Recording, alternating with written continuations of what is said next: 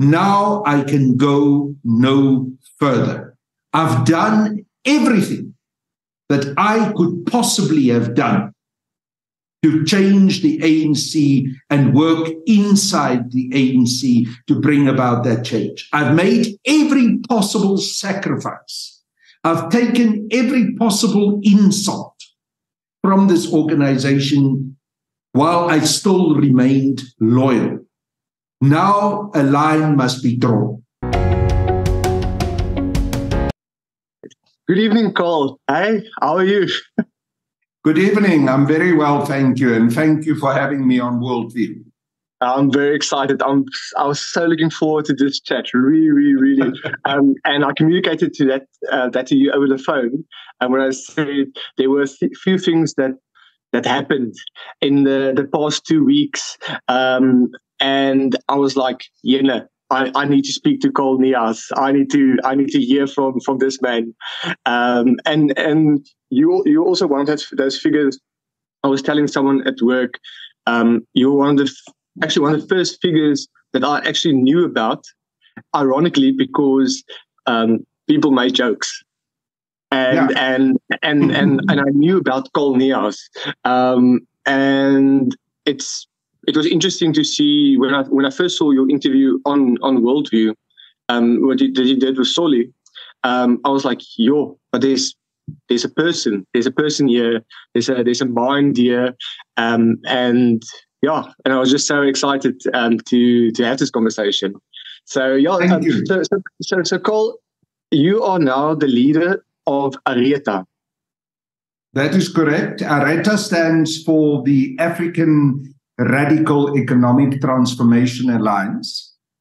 And it is a party that we started first as a non-profit organization with a very clear political set of programs. And those relate to radical economic transformation. So it includes expropriation of land without compensation, nationalization of the South African Reserve Bank, stopping our state-owned enterprises from being privatized and dismembered, bringing in a program of support for young people. We also want to see the national call-up of young people for a year that they can receive service, they can get vocational training, and they can become part of the nation.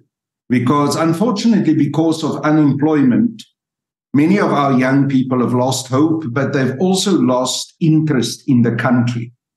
And one can only rekindle that by bringing them back into society and giving them an opportunity to get training. And hopefully that training and also the discipline of national call-up will give them the opportunity then to be employable and to be fully part of our nation. So those are a few of the programs and plans of ARETA. We launched it in February, on the 23rd of February. And subsequently, I was really surprised by the exponential growth of the membership of ARETA. We opened membership only in the early stages on the website. And we stand, as I'm speaking to you now, on 214,000 signed up members. Wow. Which is huge. I did not expect that. For a small party, young party that only started 2 months ago. So we then consulted with our membership and we asked them, do you want us to stay a non-profit organization or do you want us to become a fully fledged political party? And the overwhelming response was, we want you to be fully involved in the political landscape. And therefore you must become a full political party. I also engaged with the various left progressive political parties in this political spectrum, the ATM, UDM, EFF, Pan-Africanist Congress. And I asked them, guys, what about registering as a political party? Will you feel that we are competition to you? Because one of the important objectives that we've given ARETA was to bring unity amongst a fractioned and somewhat disunited left in South Africa. And they all said to me, no, please register because we want to engage with you as an equal, not as an NPO talking to political parties, but as an equal. And I think they also understood that a very large part of the support of the members of Areta come from the ANC. These are disaffected people who are deeply illusioned by the failure of this ANC of today to continue to implement the National Liberation Project. And on that basis, they move away. So Carl, so you said you spoke to the parties that are left of centre, the progressive parties, but you mentioned, you did not mention the ANC, mentioned the ATM, the EFF, but did not mention the ANC. But the general public will definitely consider the ANC left of centrist, very left of centrist. Some figures in the ANC being very vocal about things like the Freedom Charter and the fulfilling of the Freedom Charter within the ANC. And the Freedom Charter of itself, I was reading through it in preparation for this interview, and I was like, wow, this is radical. This is radical left. This is progressive as it can be. So I was watching, like, what was the ANC's reaction to you? I know you have this long issue, and we'll definitely touch on that because I'm very interested about how you got into politics and all that. But how did the ANC receive you, the broader ANC? I think there must be a clear distinction made between certain individual members of the ANC who still continue to be progressive and left, and the ANC as an organization today under the current leadership of Cyril Ramaphosa and those who support him, who I do not believe to be radical or left at all. In fact, I think they fit into the right-wing spectrum of South African politics. They have consistently increased the new liberal policy positions of the African National Congress. They've consistently refused to implement the resolutions of the 54th National Conference, the one before the last conference, which did call for the expropriation of land without compensation, the nationalization of the South African Reserve Bank, and a considerable number of those issues that I raised earlier, which I stated as policy positions of the African Radical Economic Transformation Alliance. But they've resisted it because they have formed what I call a sellout alliance with white monopoly capitalism and with imperialism. So on that basis, I do not see this ANC as it is expressing and articulating itself at the moment as a progressive political force. I definitely does not see it as part of the left. And I do not think they continue to be a liberation movement. But what is true is that there are certain individuals still within the ANC who haven't yet left, who do adhere to those objectives. And I'm hopeful that as time goes on and those individuals realize that this ANC that they still belongs to is actually beyond repair. My view is that the ANC that I joined, and I joined the ANC 43 years ago as a youngster of 19 years old. I've been a member of the ANC for just over 42 years before I resigned. But the ANC that I joined is not the ANC that we see today. So I don't even think it should be called the ANC. I think calling the ANC today is a fraud. What should it be called? Hey? What should it be called? It should be called the Party of Ex-Liberation Fighters Who Sold Out. Okay. I don't know how you will abbreviate that. It's a long name. but ex-liberation fighters who sold out.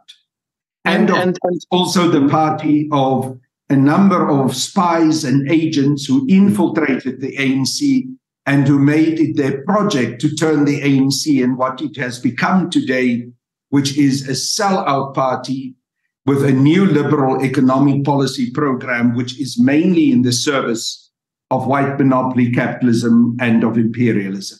Can I just say one thing about the Freedom Charter? Yes, the Freedom Charter is progressive. The 10 points of the Freedom Charter contains many of the ideals and hopes for which we joined the ANC originally. But I am not building the program of Areta exclusively on the Freedom Charter. I think there's been many economic policy developments since the Freedom Charter was adopted, which was many years ago, in 1956. Now we are in 2023. It is clear that we need to follow a program of economic adjustment and development which needs to be more radical than the Freedom Charter if we truly want to take control of the South African economy. And Carl, like, how do you... So of course, the Freedom Charter, if I understand it correctly, it was given to the ANC in 1956 or 1965 by the South African Communist Party. Well, the South African Communist Party was part of the group of alliance political organizations that called the Congress of the People. Congress of the People took place at Kliptown in Soweto, where Walter Sisulu Square now is. And yes, the SACP played a central role in the formulation of the Freedom Charter, but not exclusively so. There were definitely, in general, also ANC participation. And in fact, the dominant party of the Congress of the People was the African National Congress. So I think it's also a little bit of a propaganda story to say that the Freedom Charter simply originated from the SACP. I don't think historically, and the way that the Congress of the People was put together is actually telling that story to the full. Do you see the party like the ANC? Because I watched an interview of Julius Malema that he did very, very, very early on, very early days of the economic freedom fighters of registering the party. And he mentioned that also when he joined the ANC, he joined it with the hope of the Freedom Charter being fulfilled. And those hopes were dashed.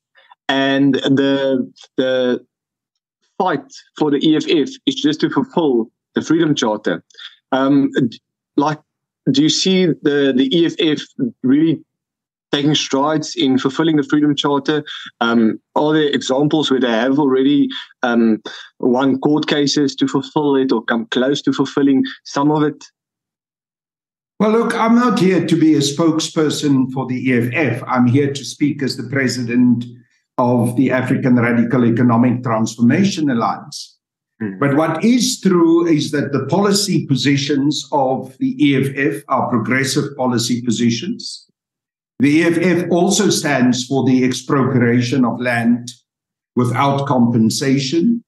The EFF also wants a fundamental economic transformation in our country and the empowerment of Black and especially African people to take control of our economy. So I definitely see the EFF as a partner together with the African Radical Economic Transformation Alliance. And as I've said, together with all the other progressive political parties on the left of the political spectrum. The successes of the EFF and failures, I do not really think I should comment on, except to say that it is truly an exceptional fate for the EFF to have been able to grow itself to the third largest political party in South Africa. In 10 years. I've started within 10 years. I've started Areta, and I realized that, it is not easy to start a political party and to build it. There is a lot of effort involved in it. There's a lot of financial resources required. And one deals with a political environment in South Africa where the ANC for so long, because of its liberation history, because of the brand that the ANC has, the emotional response that many people in the South African populace have to the colors, which they see as ANC colors, although the green, black, and gold are not exclusive ANC colors. It is more part of our cultural history, talking about the land, the people, and the minerals and the wealth of our country. And also the emotional response that people have to the ANC logo. So it's very difficult in that landscape to build a new party.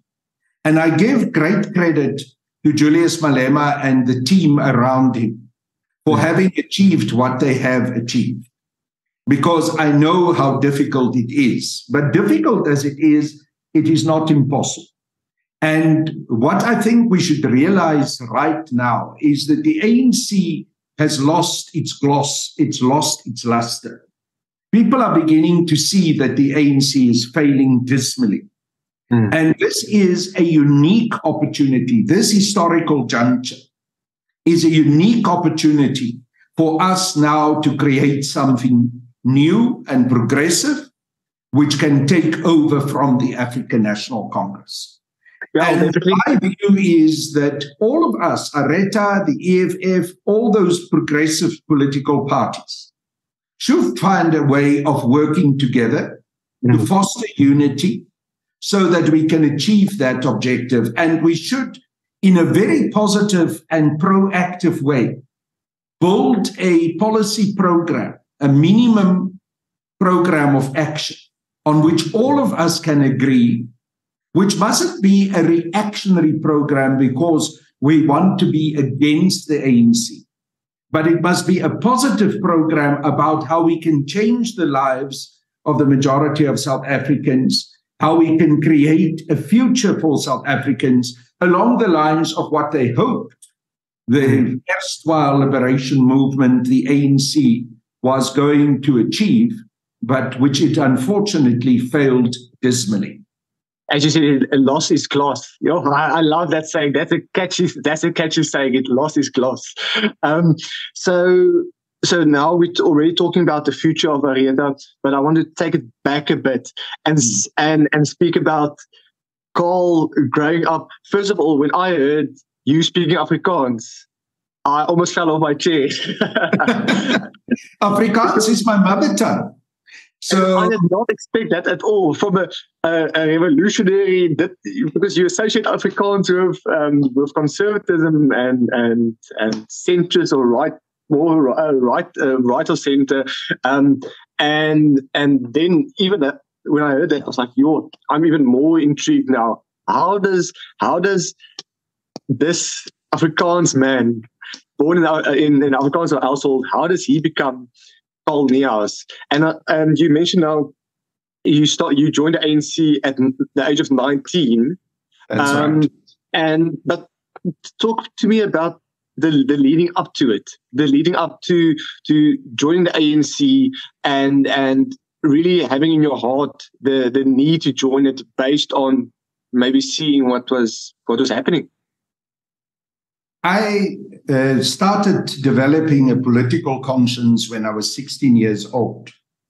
But before I go there, let me tell you where I come from. I was born in the old Western Transvaal, which is today known as the Northwest Province, in a small conservative Afrikaans town with the name of Zeerust. Yes. So I grew up in a conservative Afrikaans community. And my families, both on my mom's side and on my dad's side, were very conservative people. My mom and dad are and were very conservative people. So the politics of my family was right-wing Afrikaner politics. In fact, It turned out that later in my life, it was even more right-wing than the old National Party, because my dad became a member of the Conservative Party of Andries Kreer. And so, but at the age of 16, after we moved from Zeerust when I was 13 years old to Johannesburg, and we then lived in Krugersdorp, I was part of what was called a mission group in the Dutch Reformed Church. And I paid my first visit to Soweto through the activities of that group. For the first time, at 16, I saw how the majority of South Africans live. I saw the conditions under which people in Soweto were living. And in those days, it was much worse than it is even still today. Although the huge gap between what a suburb is and what a township is has continued to exist, because we haven't been able to get rid of the consequences of apartheid over the last 30 years. But I remember I went to a hostel in Meadowlands in Soweto, and it was a mining hostel, and the conditions were terrible. People were really living in squalor and poverty. And there was an old gentleman, could have been my father, perhaps even my grandfather. And he was sitting on a paraffin tin when we came into the room. And he jumped up and he grabbed that paraffin tin and he came and presented it to me, this little snot-nosed youngster. And it shook me. I thought, but this is not right. This is not how our country must be. This old gentleman should not feel he must jump for a white man. And it raised all kinds of questions in my head. So I went back home. I started looking around my own suburb, my own environment. And I said, but there's such a huge gap between the privileges and the privileged life that I live and what I've seen in Soweto, that there's something fundamentally wrong in our society. I started asking questions.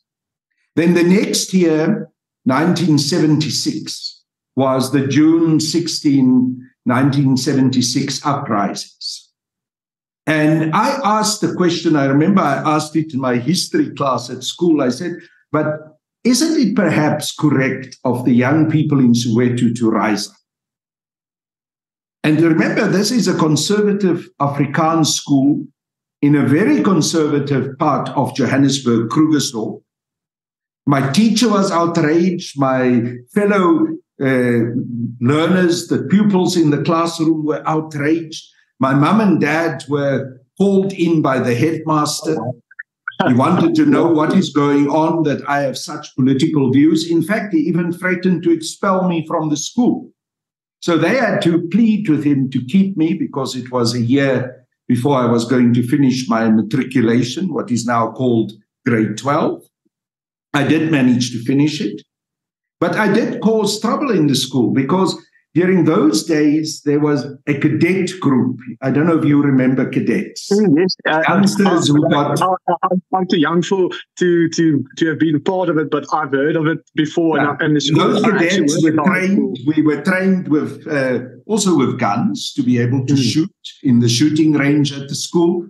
So the older boys, which included myself, the grade 9s and the standard 9s and matrics, were called to take the guns and patrol the perimeter of the school, apparently because the story made the rounds that the young people from Soweto were going to attack white schools. It's the zwart gevaar. Zwart gevaar, exactly. And I said, no, I'm not going to do this. I am not prepared to stand with a gun at my school with the intention to shoot fellow South Africans. And that also isolated and alienated me in that school environment. I also was going at the same time through the process of being adopted into my church, which in Afrikaans is called catechese, to become a full adult member of the church. And I raised questions about how the Dutch Reformed Church was explaining apartheid. You know, there was a real theology of apartheid in the Dutch Reformed Church. where they used texts from the Old Testament comparing the Afrikaners to the selected people of God, the Jewish people, and the so-called heathens were the black people. And it was God-given that the black people, the heathens, must be the carriers of water and the hackers of wood, while the Afrikaners were the privileged people of God. So I question that. That's crazy. Yes, it's crazy. Absolutely crazy. But that people that there was a time when this was thought as being normal, when that type of rhetoric was taught at a place like a church. This was the mainstream theology of the Dutch Reformed Church. And when I questioned it again, the reverend, the dominee in the church was outraged. Again, my poor parents were called in. So by now, my parents had come to the conclusion that they have a problem child on their hands. And I ended up in long arguments and very unpleasant arguments with my dad, especially. So eventually, when I was only 18 years old, my dad had enough and he threw me out of the house. Now, I was a youngster. I had no support network. Remember, I came from an Afrikaans community, so I didn't have a left progressive group of people. This was my own thinking, which I developed and felt strongly about because I just believed that apartheid was wrong and unjust. So I ended up for a couple of weeks homeless. I was sleeping on park benches, walking the streets. And eventually I saw on one of the street poles, on one of the lamp poles, a poster of the old Sowetan, who then said that a priest in the center of Johannesburg at St. Mary's Cathedral, the Anglican dean, Father Simeon Nkwane, was fasting and praying about the eviction of people from informal settlements, from squatter camps. And I looked at this newspaper poster and I said, let me go and try and find Father Nkwane. Perhaps he will understand what my views are. So I managed to find a way to go to St. Mary's Cathedral.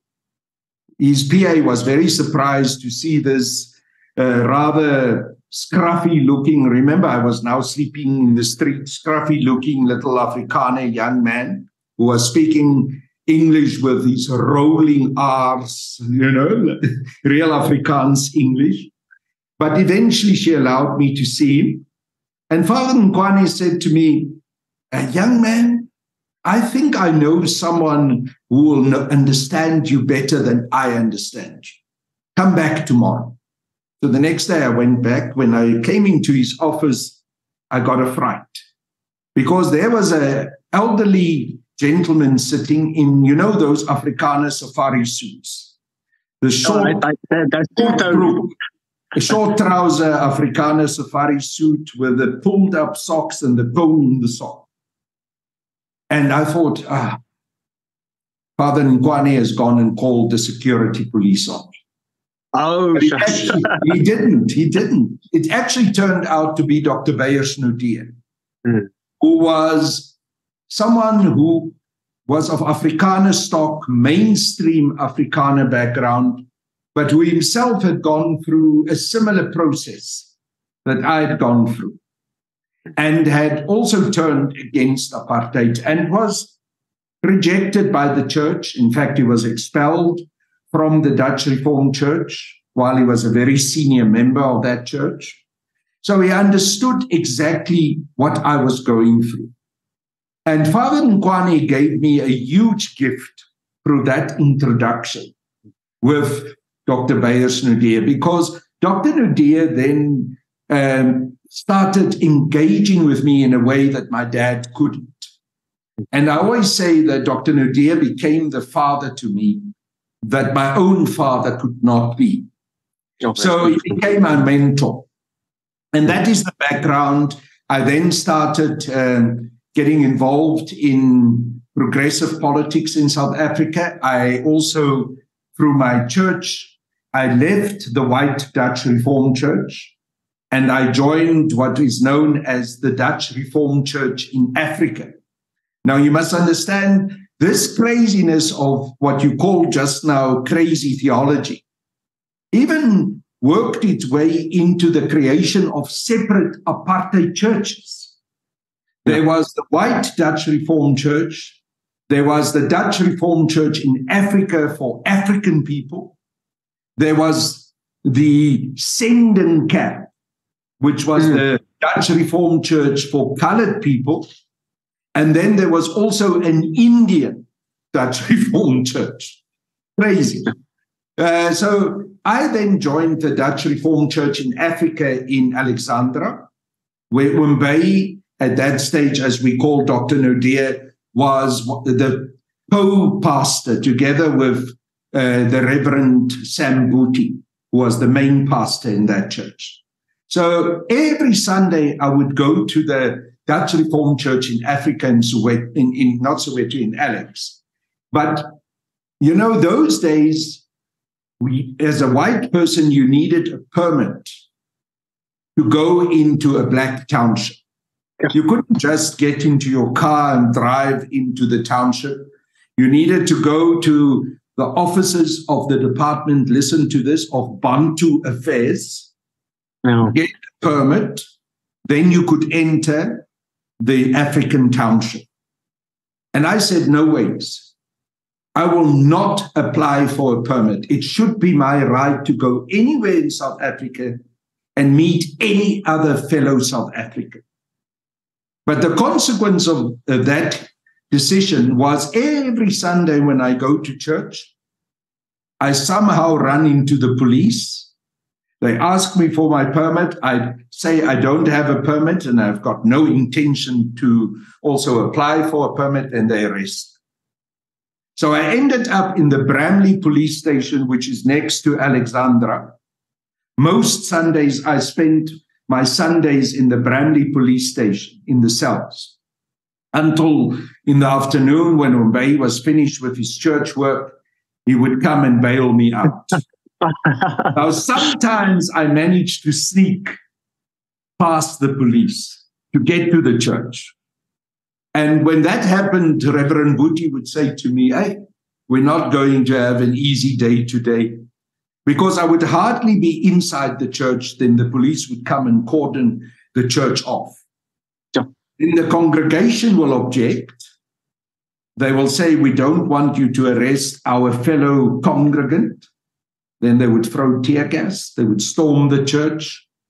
They would eventually arrest me. Off I go again to Bramley police station. So that became the ritual of my life. And fighting apartheid. It was a symbolic fight, that part, but it was important for me. Oh, something I forgot to mention. When I eventually finished my matric year, I went to the Rand Afrikaans University to study. Yeah, I heard there was you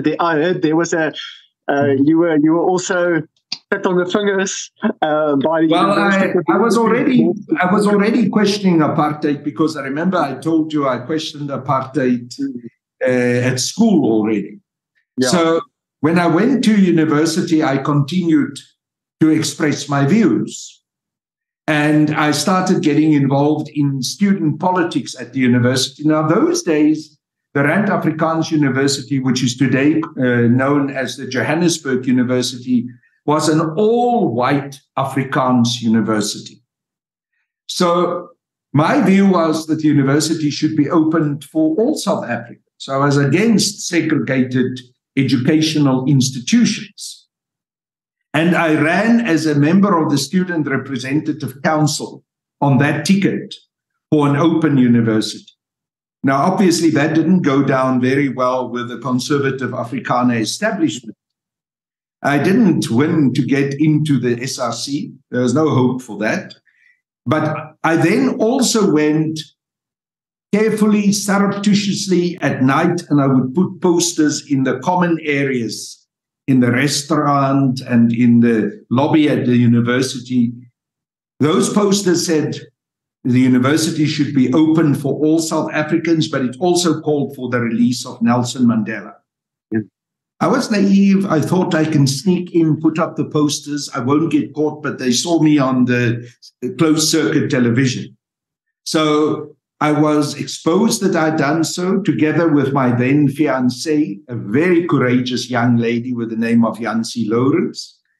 And we were charged by the university authorities. I was charged in front of an institution which was known as the University Senate, and they expelled me from the university. Just for putting up posters, Cole? Just for putting up posters. For putting up posters calling for the release of Nelson Mandela and for an open education system which was not defined by race, I was expelled. It's listening to this. It's crazy to see how the needle has shifted. To see, like, we've come almost full circle, because university campuses today can be very open to all ideas, but sometimes you see these ideas that they fight the same cause, but then they start cannibalizing each other. And then there's this whole thing about being woke on the campuses, and seeing that now it's I always think there was a sweet spot time. There might have been a sweet spot time right after, and as I told you over the phone when we were discussing this interview, I said I was interested to hear about the vibe, the atmosphere, what went on in that time. What was the feeling like? You mentioned now the poster that also mentioned the release of Nelson Mandela, and this ties into the one movie that made me wonder what was the feel, what was the vibe, and that's Sarafina. I love a good musical. I love African music, all that, and seeing this story, and it was almost it was refreshing, because it was not from one perspective. It wasn't ANC sponsored. It wasn't. It just told a story, and it allowed you to make up your own mind. And I think it probably gave a bunch of people the opportunity to have that encounter that you had when you were that missionary to Soweto, where that Tata gave you the paraffin can, and you had that feeling that this is not right. This is not on. And I think Sarafina, that was for me also one that sent the gears working. But yeah, so I'm not, and I told you this, it didn't take me all the way to fight for RET and stand for RET, and still, this is why I think, I need to discuss this, I need to have a chat with you, because for me at this point, it's still, I fight more for conversation to be had. That's what I stand for discussion, for robust the debate and discussion and fiery rebuttals and all that. And out of that system, there arises a sense of stability, an answer that has a sense of stability. But if they just try to answer things without debate and reasoning, there's no stability in those answers. So it's beautiful to hear that moment you had, and also it's the viewers might know about this. The word archetype. It's archetypal regarding what that moment is, because someone like the story of Buddha, he also had a moment like that, where he was he left the palace grounds, and he was this rich prince and very sheltered in a system, and had all that life had to offer. And then when he had this trip out of the palace grounds, then he had that awakening moment where he saw something, and the common theme between his story, your story, and a bunch of other people's stories is, this is not right. This makes me feel something else. And to see how you explored that, and then so it's now 43 years later that you joined the ANC. You see, I like what you said. Since you started your political campaign, or just being involved in politics. I like what you say about Sarafina, because Sarafina confronts one with that same sense of this is not right, without having a particular political agenda behind it. And I think that's why it touched so many people. I also like what you say about the importance of conversation and the right to freedom of speech, because the reality that I faced as a young man at that stage of 19 years old, actually 18 when I was expelled from the Rand Afrikaans University, was that I was not given the right to express my views. It was repressed. And in fact, I paid a very heavy price for it, because I was prevented from continuing with my education. My family paid a very heavy price for it, because I grew up in a lower middle class, working class Afrikaans family. My dad was not a wealthy, rich man. So I was given bursaries by the Afrikaans community, by the Afrikaanse Taal en Kultuur Vereniging, to go and study. So when I was expelled from the Rand Afrikaans University, of course, the ATKV, the Afrikaanse Taal en Kultuur Vereniging, demanded their money back. Oh, wow. It caused a lot of financial hardship to my family, because my dad was the responsible person who had to pay that money back. So there are all kinds of unacceptable consequences for simply speaking my mind. And I think one of the things that we do not necessarily treasure enough in South Africa is that at this stage, despite all the problems that we have, there's still a degree of a sense of being able to speak freely and to be able to state your case. I'm very happy that the young people who are faced with real issues in universities, not today about racial exclusion as I was fighting, but about free and equal education, which the ANC promised. They are under very severe pressure because of their financial circumstances. And the Feast Must Fall campaign, I support very strongly. What I'm happy is that they are able to articulate their views. What we must be careful about is that there seem to be slowly but surely tendencies creeping in of repressing those young people from expressing those views. And we must resist that with every bit of fiber that we have in our bodies. We must resist that, because we cannot have young people being beaten down, tear gassed, and everything else that goes with it when they express their deep concern that they are unable to get the education which the liberation movement had promised them, because of the class character of our society and because of the poverty of the majority of South Africans, and often the unemployment of their parents who cannot pay for the education that they are entitled to in terms of our constitution, and also in terms of the promises that the erstwhile liberation movement, the ANC, made to them. Yeah, and we saw those glimpses at Wits, Yes. with the student protest there, and I remember just after I matriculated, the year after I matriculated was the year of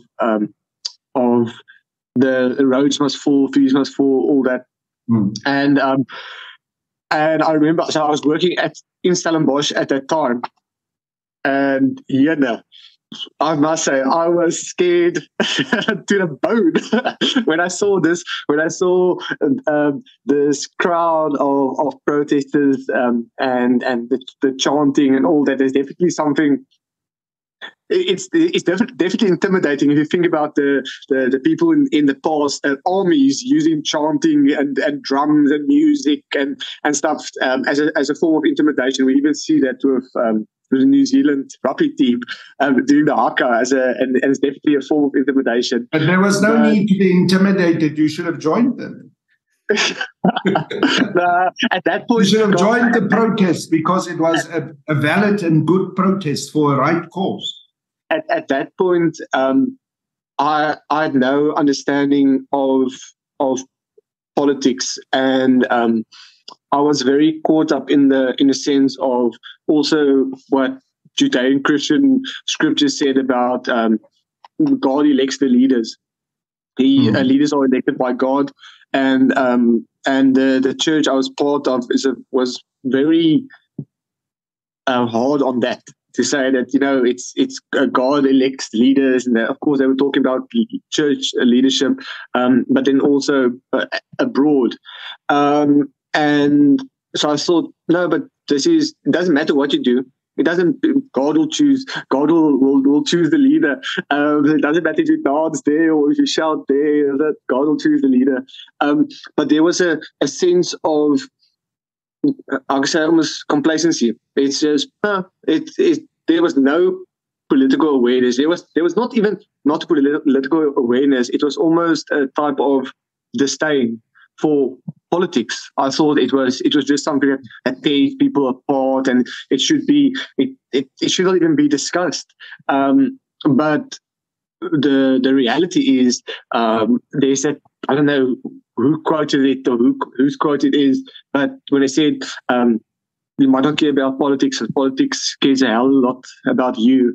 And it's only a long time after that I started thinking, but even the most fundamental things are touched by politics, whether it be tax. If you think about the VAT you pay, everything is touched by politics. The price of bread is touched by politics, and your healthcare is touched by politics. The way in which you are being taken care of in terms of crime, and whether you feel secure in your home environment is touched by politics.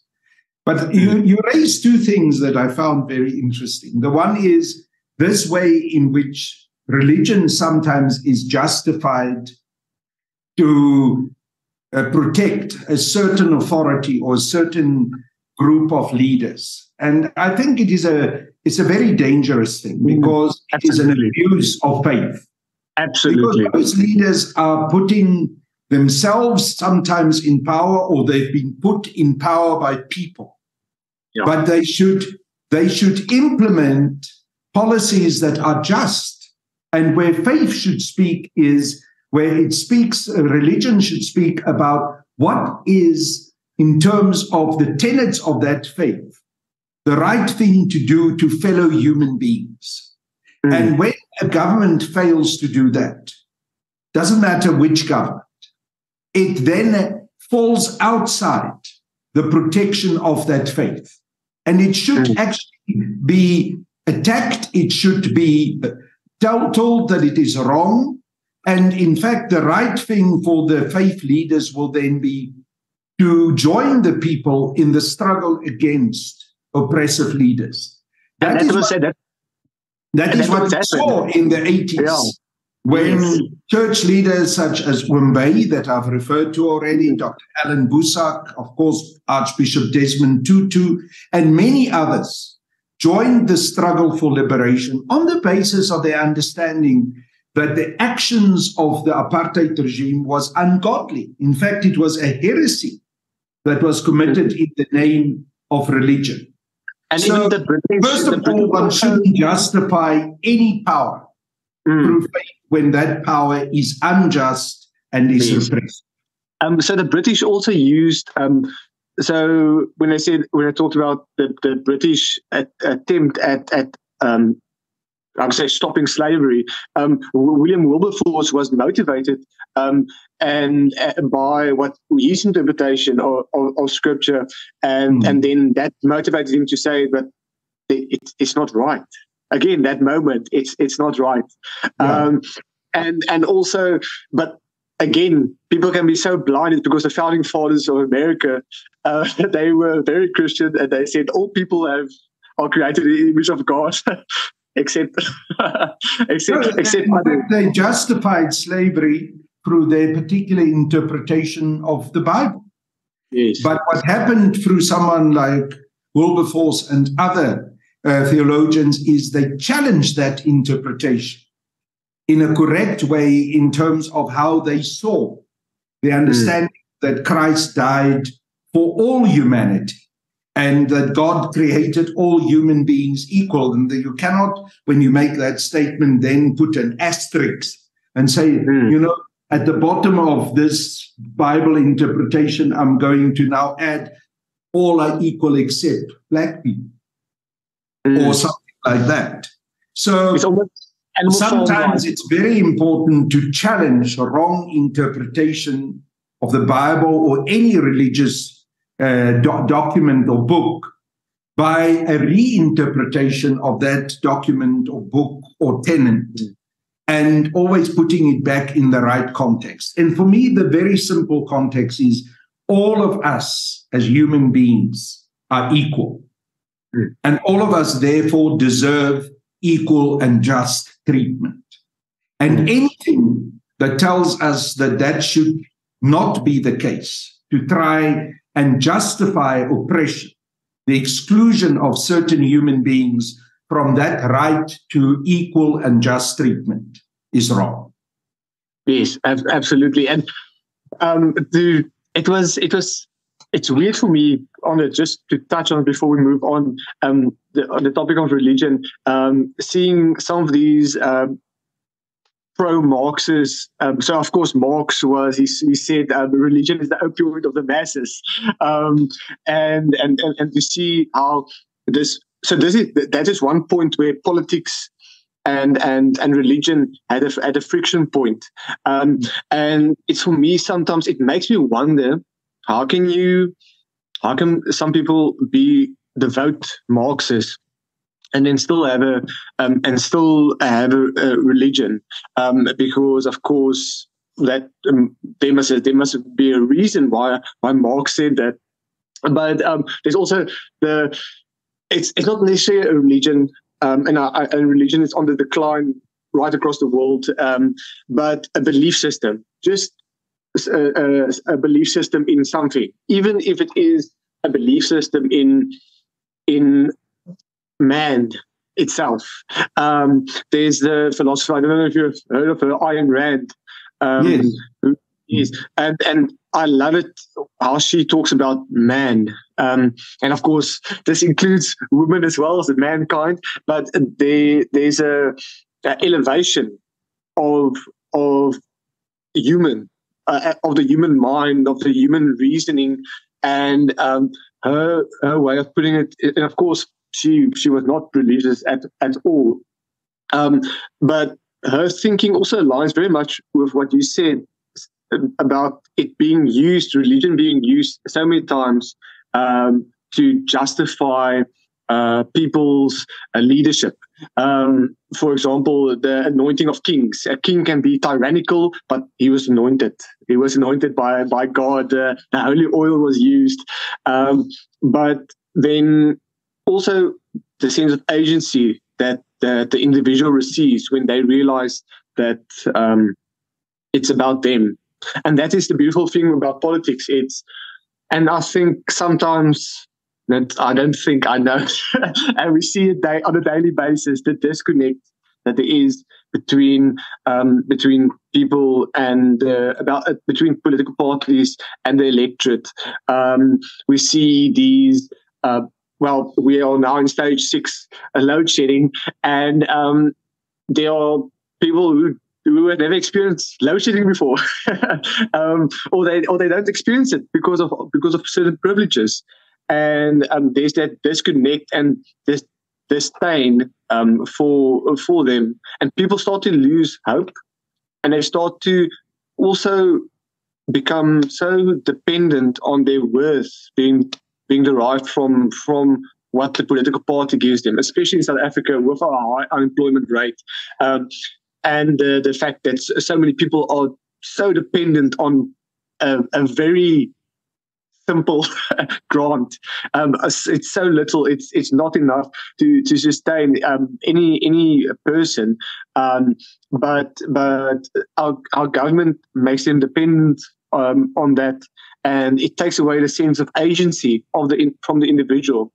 Just as in the same way that politics, that religion, maybe takes away the fight of a person, because it might make a person feel that even though something is not right, there's a higher purpose. So don't challenge it. Don't challenge the leadership. There's a higher purpose elected by God, selected by God. But also when a person becomes the agency gets taken away by the fact that they derive their worth from the state because of the fact that their living situation is so bad. There's also that sense of not wanting to fight. And that's something that, because I was born in 1996, and so I have no feeling or knowledge or anything about what it was like prior.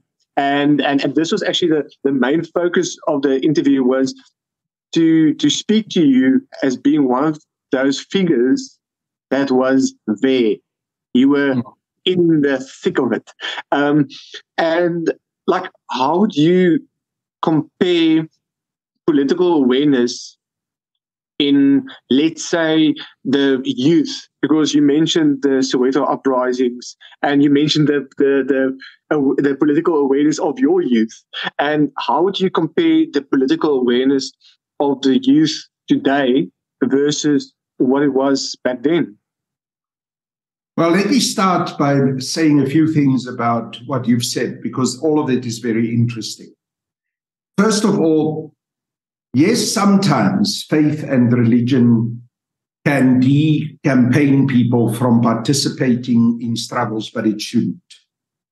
In fact, I can understand why Karl Marx referred to religion as the opium of the people. If you look at sometimes how religion is used to repress people, you've given enough examples of that regarding authority as God-given and all of that.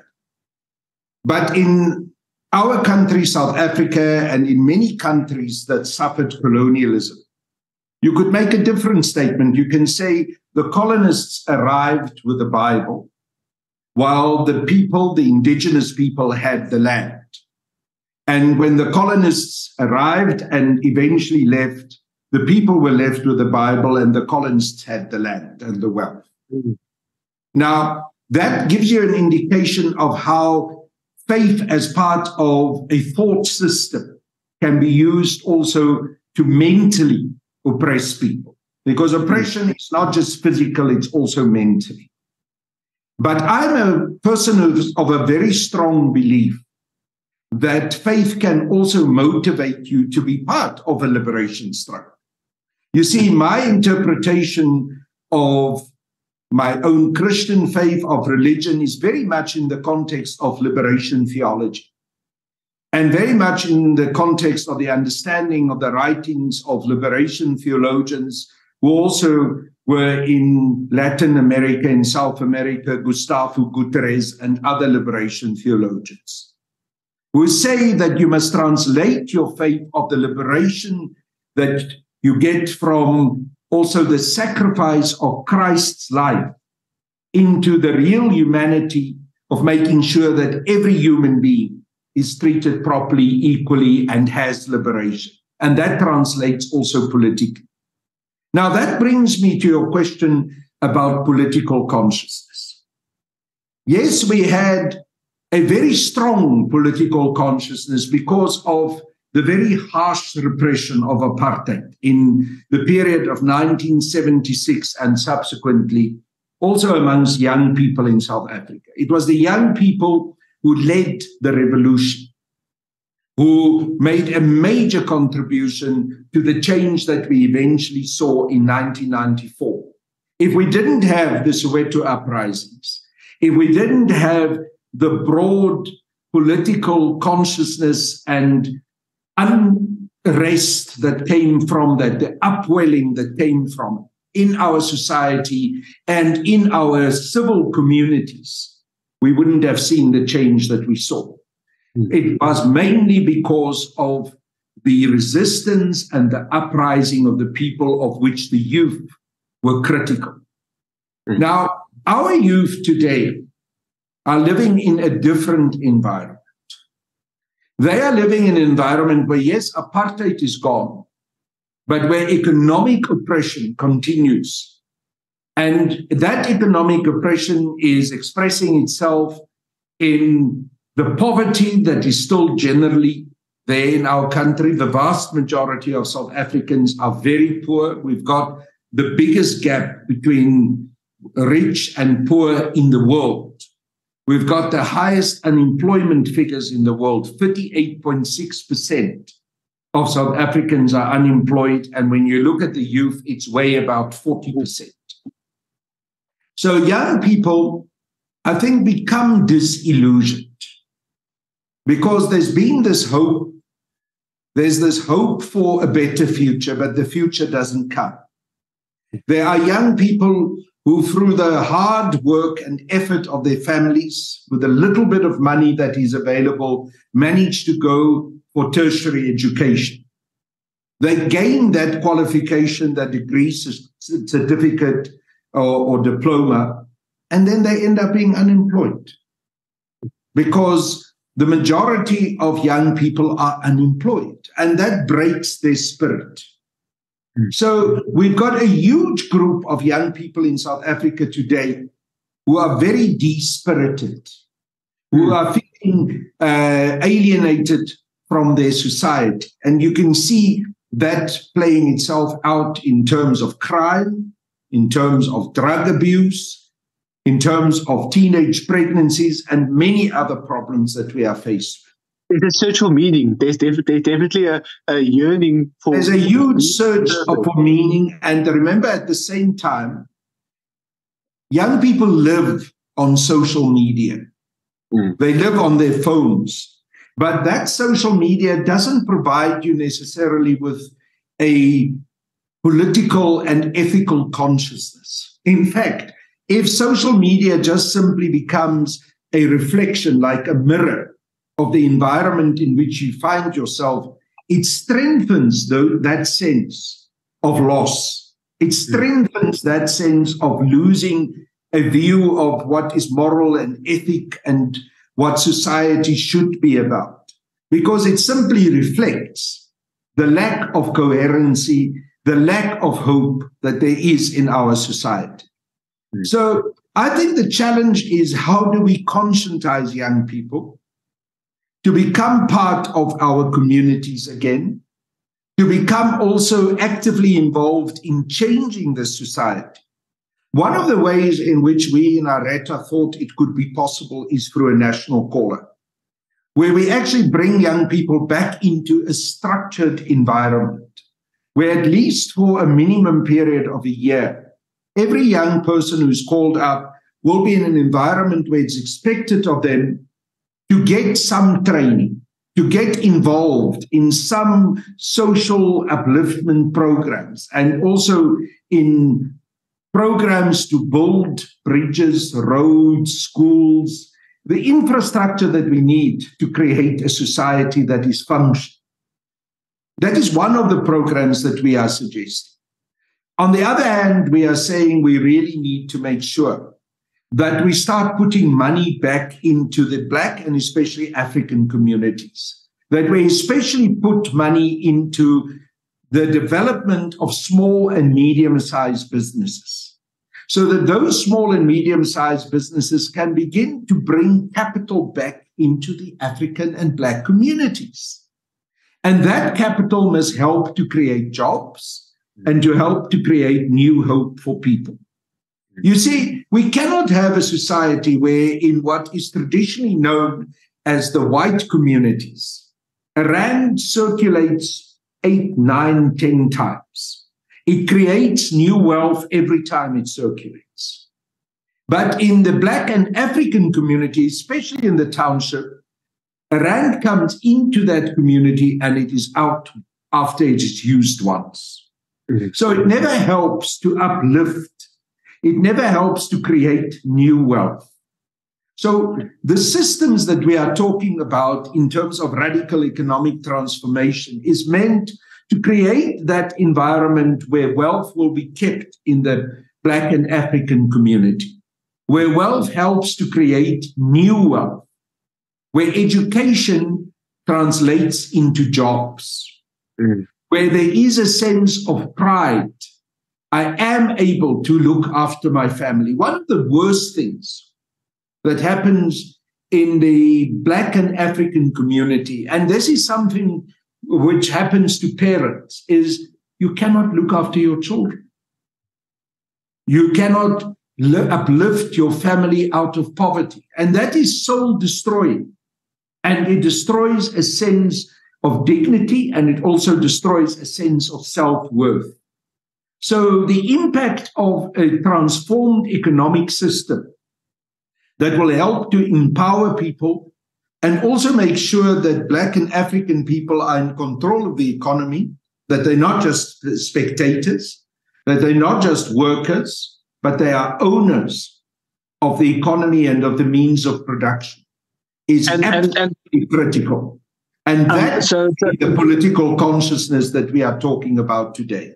Okay, I was just trying to draw it back to remind us to draw it back to political consciousness, because what I'm thinking about is, and you touch on that, the fact that the success of the struggle could not have happened without the youth, and there was this radical change, and people got a sense of dignity because, of course, the slegs wit, slegs blank, borkies, all those signs were removed, and people got a sense of dignity back, and the youth, by the fact that they were a crucial part of ending the struggle, played a crucial role in giving people dignity.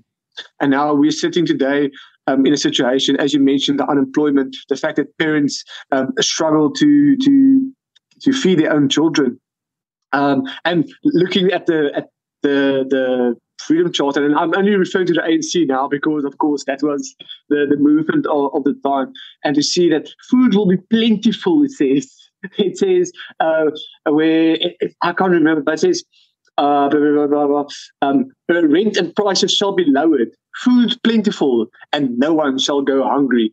And I was like, that the disconnect between that is almost, for me, as it's crazy for me to read that, and it's almost just as crazy as hearing what the Dutch Reformed Church thought in those times. Those are not just are very good ideals to strive and fight for. Oh, definitely. The reality of making sure that people will have a meal on their tables, that they have a roof over their heads, that they have proper education, that they have health care, that they share in the wealth of the country. I'm summarizing what the Freedom Charter says. Those are absolutely laudable things to fight for. But you see, it underlines one thing. To fight against racism was correct, and to get rid of racism was definitely part of gaining and regaining human dignity. But human dignity is not just based on getting rid of racism. It must also be based on economic empowerment, because you can be free of racism and you can still live in a society of dire poverty. And the problem is when the consequences of that racism, in the way that we had the societal and environmental planning in our country, the way in which there are poor townships and welfare suburbs and all of that, still continues to play through in our society of today. 30 years after the first democratic non-racial elections on the 27th of April, 1994. Now, that is the essence of what the struggle is about now. The struggle is about making sure that it was not just about getting rid of racism, but also about getting rid of the consequences of racism, which included economic exclusion, economic oppression, and all the consequences that goes with that, which is summarized in the words of poverty and unemployment. You know, when I joined the ANC, as I said, I was 19 years old, and I used to listen to the then president of the African National Congress, the longest serving president of the ANC, by the way, Comrade Oliver Reginald Tambo, for whom I've got the greatest respect. I think he was one of the greatest leaders that the ANC ever had and that South Africa ever had. But he used to speak on Radio Freedom, which we used to listen to in hiding carefully in your back room, because we were not allowed to listen to Radio Freedom. If you get caught listening to Radio Freedom, you end up in prison. Yes. But he used to speak about the dovetailing between racism and economic oppression. And he would always say, for us to be fully free, we must also be free from economic oppression. And therefore, we will have to restructure our country and our economy so that it can improve the lives of all South Africans. And it must concentrate on especially improving the lives of the majority of Black, specifically African people, because that part of our society, the majority part of our society, had been the worst victims of apartheid. Now, that is what informed my thinking. That is why I joined the African National Congress, to achieve that objective, not just to get rid of racism, but to have full liberation, which must include also economic empowerment and liberation. And that's why I'm so disappointed with this current African National Congress, because it fails to achieve that economic liberation. And that is why when you look at all the documents, the 10-point plan of the African Radical Economic Transformation Alliance, we talk politics, but we talk politics in the context of economics. For us, the economic liberation of South Africans is now critical. And it is that consciousness, to come back to the issue of consciousness, that we would like to instill also in young people. If you cannot empower yourself economically, you will never be free. So the task that are now in the hands of young people and actually of all South Africans is to fight for this fundamental economic liberation, which must mean that Black and African people must be able to control this economy, must be able to determine their own destiny, must be able to create new jobs, create new businesses, have access to affordable financing in order to do so, use also our state-owned enterprises in order to be able to create jobs, create a new environment. That's a dangerous thing, Carl. The over inflation of the workforce within our state-owned enterprises, the using of state-owned enterprises to create jobs, and will it not open up situations where you get a state-owned enterprise that has 3,000 ghost workers and things like that? Doesn't it open opportunity? There has to be a balance between, of course, serving the community, providing the services that are required, and at the same time creating jobs. You know, I grew up in an Afrikaans community. State-owned enterprises by the old National Party were used very effectively to uplift the majority of white working class people, Afrikaner working class people. The South African Railways, die spoorweë, as it was known then, was a major instrument for the upliftment of poor white people and made it possible for a whole sector of the Afrikaans community to be lifted out of poverty. My own family was an example of that. My father was a worker on the South African railways as a fitter and turner. My granddad was what they called a shunter, a rangeerder in the railway. I don't know what that is. It meant you moved away the trucks and moved them around and put them in line to be pulled by the locomotive. Simple, basic work. But it provided them with employment. It provided them also with a salary to be able to take care of their families. And remember, the old railways built houses. If you go to these small towns all over South Africa, you see those red face brick houses. It's almost like what is would be called today estates, but then it was an area in the town where the railways built a couple of hundred houses and the railway workers lived there. Proper houses, not flashy, but decent. And that provided an environment of upliftment for the Afrikaans community. There's a very good book which you should go and read by a sociologist with the name of Dan O'Mara. It's called Volkskapitalisme. And that book describes how the state-owned enterprises were very effectively used by the leaders in the Afrikaans community and the National Party to uplift the poor Afrikaner. Now, why can't we also follow some of those examples?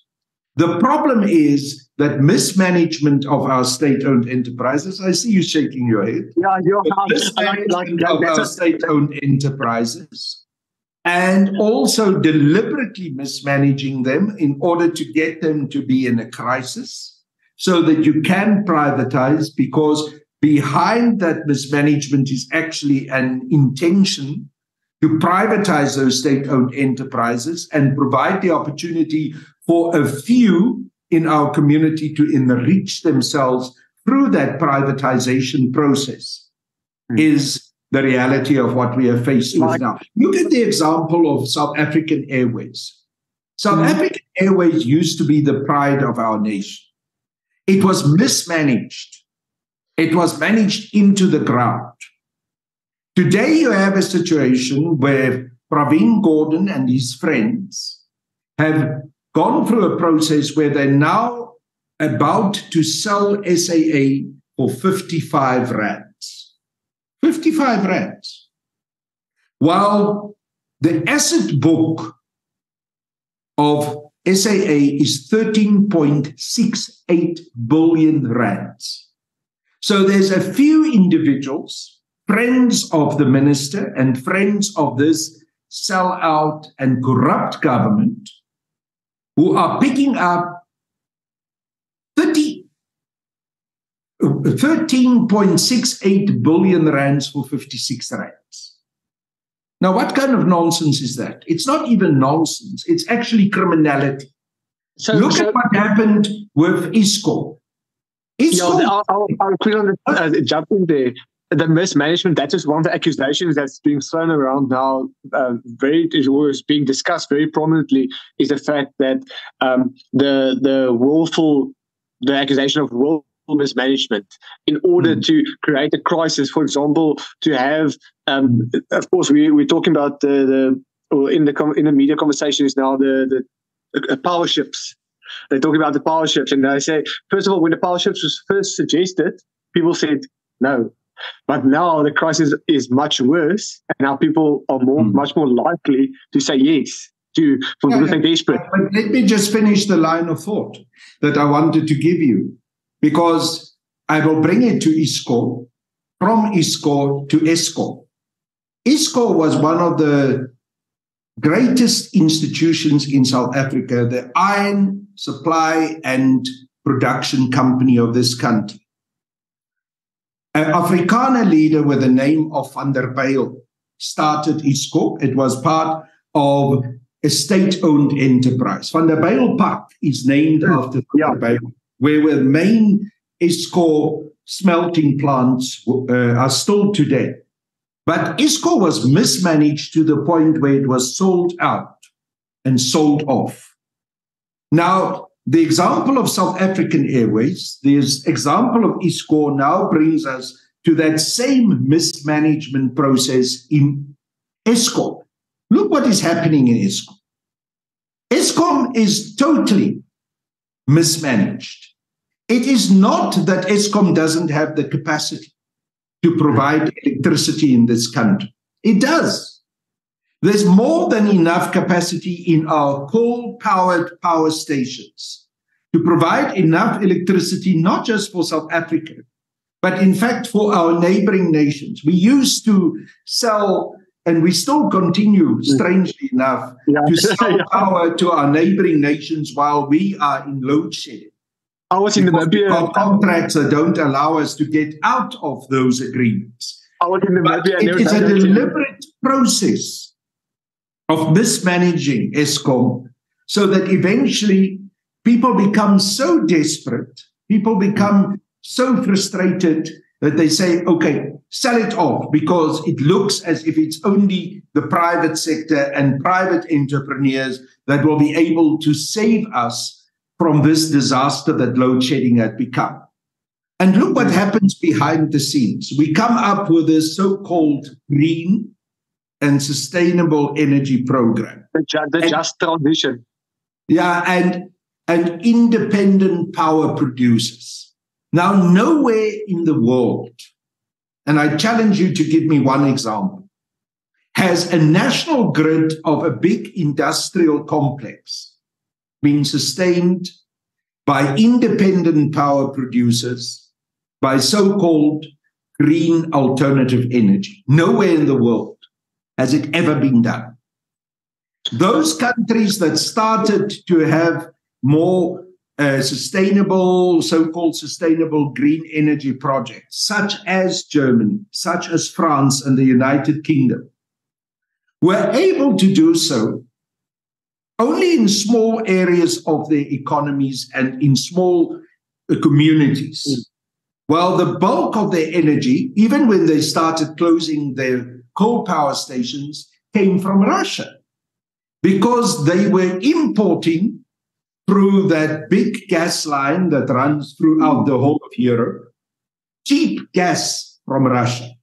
The moment the current special military operations that goes on in the Ukraine, the war in the Ukraine, led to a close down of that gas pipeline. And the refiring of the coal power stations started. They started recommissioning the coal power stations. But they tell South Africa that we must continue with this green and so-called alternative energy project. Yeah, it's crazy. Now listen to this. While the coal that they put in those recommissioned power stations in France and Germany comes from South Africa. If you go today to Richards Bay, the trucks are standing queue. Yeah, we saw that on You can hardly drive on that highway to Richards Bay. It is just coal trucks exporting our high-grade coal to run those power stations in Europe, while we have decommissioned some of our power stations. Now, this is crazy. But in this craziness, you must understand that there was a plan. It doesn't just happen because someone's head has hooked out. It is because people are planning to create this crisis, because out of this crisis, they make a huge amount of money. But this is more global, because this is a global movement, because you get people like, and I can't stand it, that Greta Thunberg, that small girl. So it's so global. And actually, that's it's a global and local plan, because you know that companies such as Glencore are deeply involved in this thing. Even the immediate crisis of having to burn diesel. Diesel is being burnt in South Africa at a crazy rate by the diesel burners of Eskom. But who supplies the diesel? Bidvest. Bidvest is today making more money than they've ever made in their whole lives, and the kind of profits that they've made already in the past have been obscene. They make more money today on the back of the Eskom electricity crisis. Who is one of the closest associates of Bidvest? Cyril Ramaphosa. Is it? Yeah. Cyril Ramaphosa is running a government that is running Eskom into the ground. Ramaphosa, even when he wasn't president, when he was deputy president of South Africa and head of the so-called electricity Eskom war room, still continued to be intimately involved in Glencore. While Glencore was having special evergreen contracts with Eskom, providing Eskom with coal and providing Eskom with resources at exorbitant rates, while Ramaphosa was determining the environment in which that was making it even more lucrative for Glencore. Now, how can we live in a society like this? Because this is a fundamental conflict in any true democracy, in any society where there's accountability. Ramaphosa would have had to resign long ago. In fact, he would have found himself in court trying to answer for all these conflicts of interest, which are criminal. But in our society, there's no accountability. We allow this to continue, and it destroys our economy. We are, as you and I'm speaking tonight, we're either on level 5 or 6, I haven't checked. But we also face the possibility of the whole collapse of the grid. What we are not being told is that members of parliament in the National Assembly during the last week were given special so-called intelligence security briefings, where they said, prepare yourself that the grid is going to collapse. Now, do we understand what the consequences will be when the grid collapses in a complex society such as ours? When the grid collapses, it will take a minimum of 2 weeks for it to be re-established. Yeah, and there's some people that give different timelines and all that. No, but anyhow, a minimum of 2 weeks. Yeah. During that time, there will be no power anywhere in South Africa. Your cell phone will stop working. This platform in which we are talking now, Zoom, will not exist. No ATM will work. No shop will be open. The money that you have in your bank account, you won't be able to access, so it will be useless, worthless to you. Can you imagine the consequences of that in this society? The potential for unrest, for political upwelling, and for the disaster that can befall us. But the point that I'm making to you is this is being done to us, not because it is inevitable. It's not inevitable. But it is deliberately managed by greedy profiteers who want to make even more super profits than the outrageous amounts of money that they have already creamed of the South African state at the cost of the poorest of the poor. And that is the tragedy of this society. And it's like picking up on all the points, everything we discussed now, there's so many segues to where I want to go. And I think it's one of the things that you are most famous for and most associated with is Jacob Zuma. and you are most very associated with Jacob Zuma. And of course, I never knew also the history of Jacob Zuma. The crazy thing is we are not taught this. The other day I discovered Jan Smuts. Now, love him or hate him, that guy it's almost the same situation as Carl Niehaus. Love him or hate him, it's almost the same. Some people hate, some people love.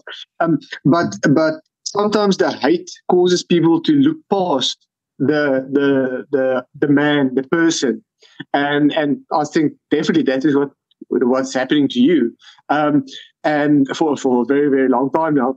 But the fact that we are not taught this, and I became aware of this ironically through the Institute of Race Relations.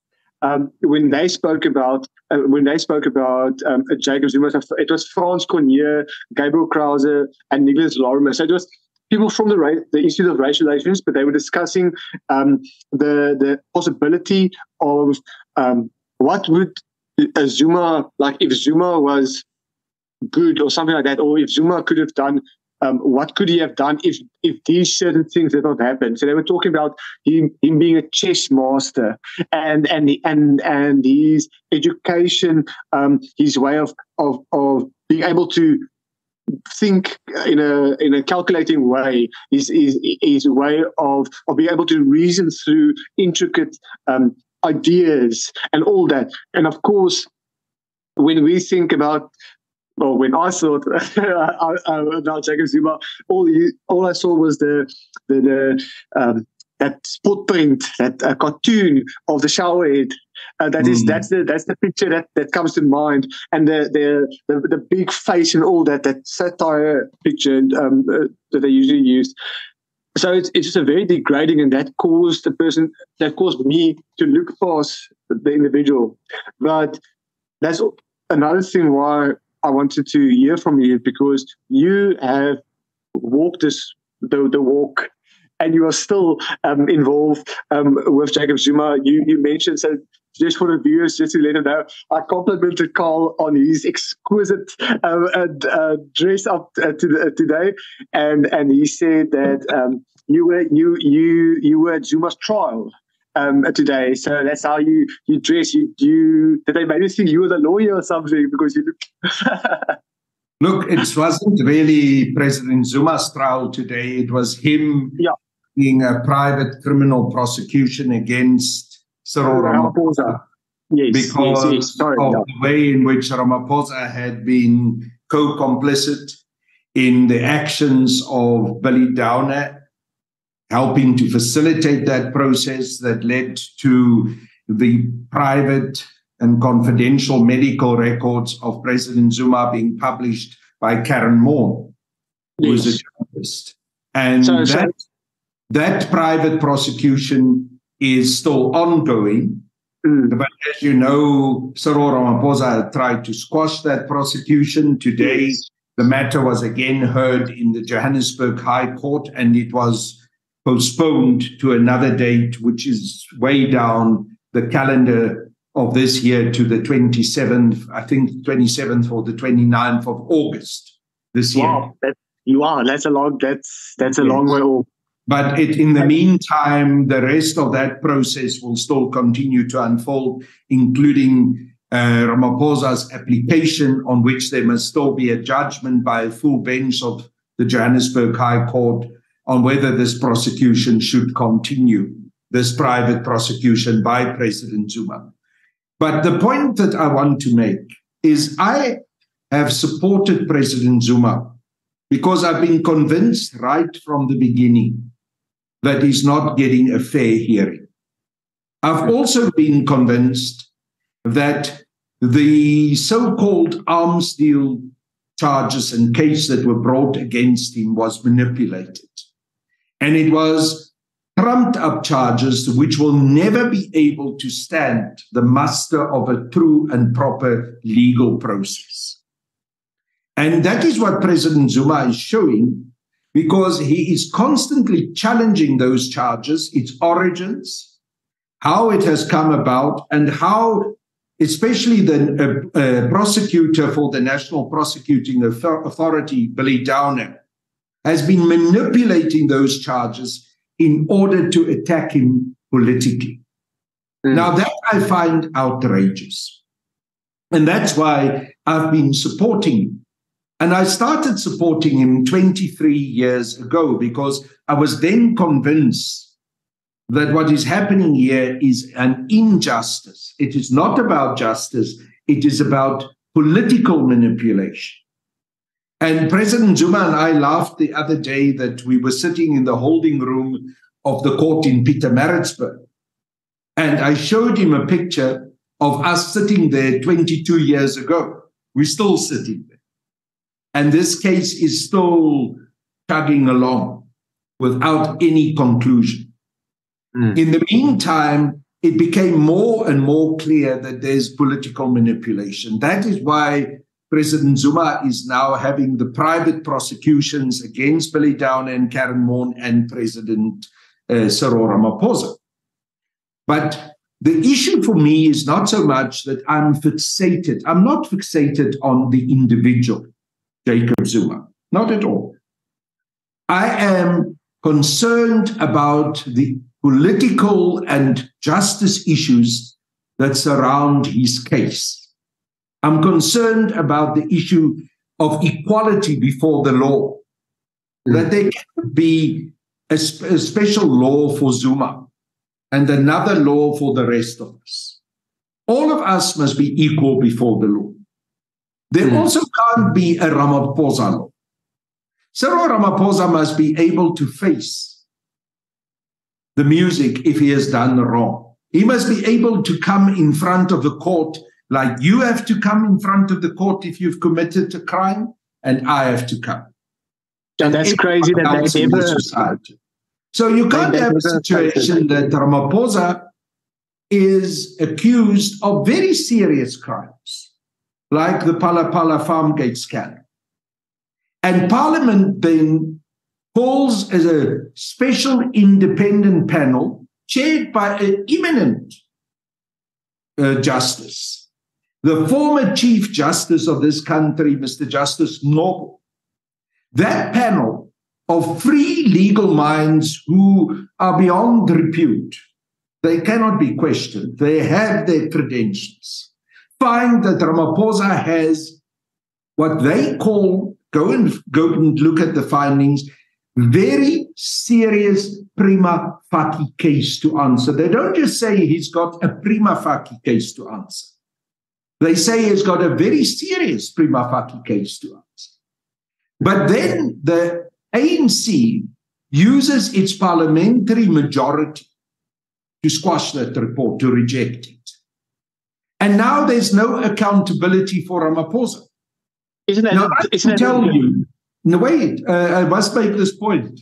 I can tell you, if you and I had millions of United States dollars that we have not declared to the South African Reserve Bank, that we had not paid any tax on, and by the way, SARS confirmed that he didn't pay tax on it, which is illegal, stashed away in our furniture in our private home, without having abided by any of the various foreign exchange regulations that exist in South Africa, we would be in prison. We would have to face the music like that. But absolutely. The investigation continues. The procrastination continues. And Ramaphosa is not being held accountable. Now, that is the issue for me. Yeah. Equality before the law, equal legality for everyone, and justice for everyone. And that's why I support President Zuma. He's not being treated justly. And that's why I'm so fundamentally opposed to Cyril Ramaphosa, because the man is destroying our legal system. He's making a mockery of our country. You know, a few weeks ago, I was watching a documentary. Before you tell us, I was quickly going to touch on. So isn't that the danger of, you mentioned the ANC's majority in Parliament being and them using that to squash this investigation?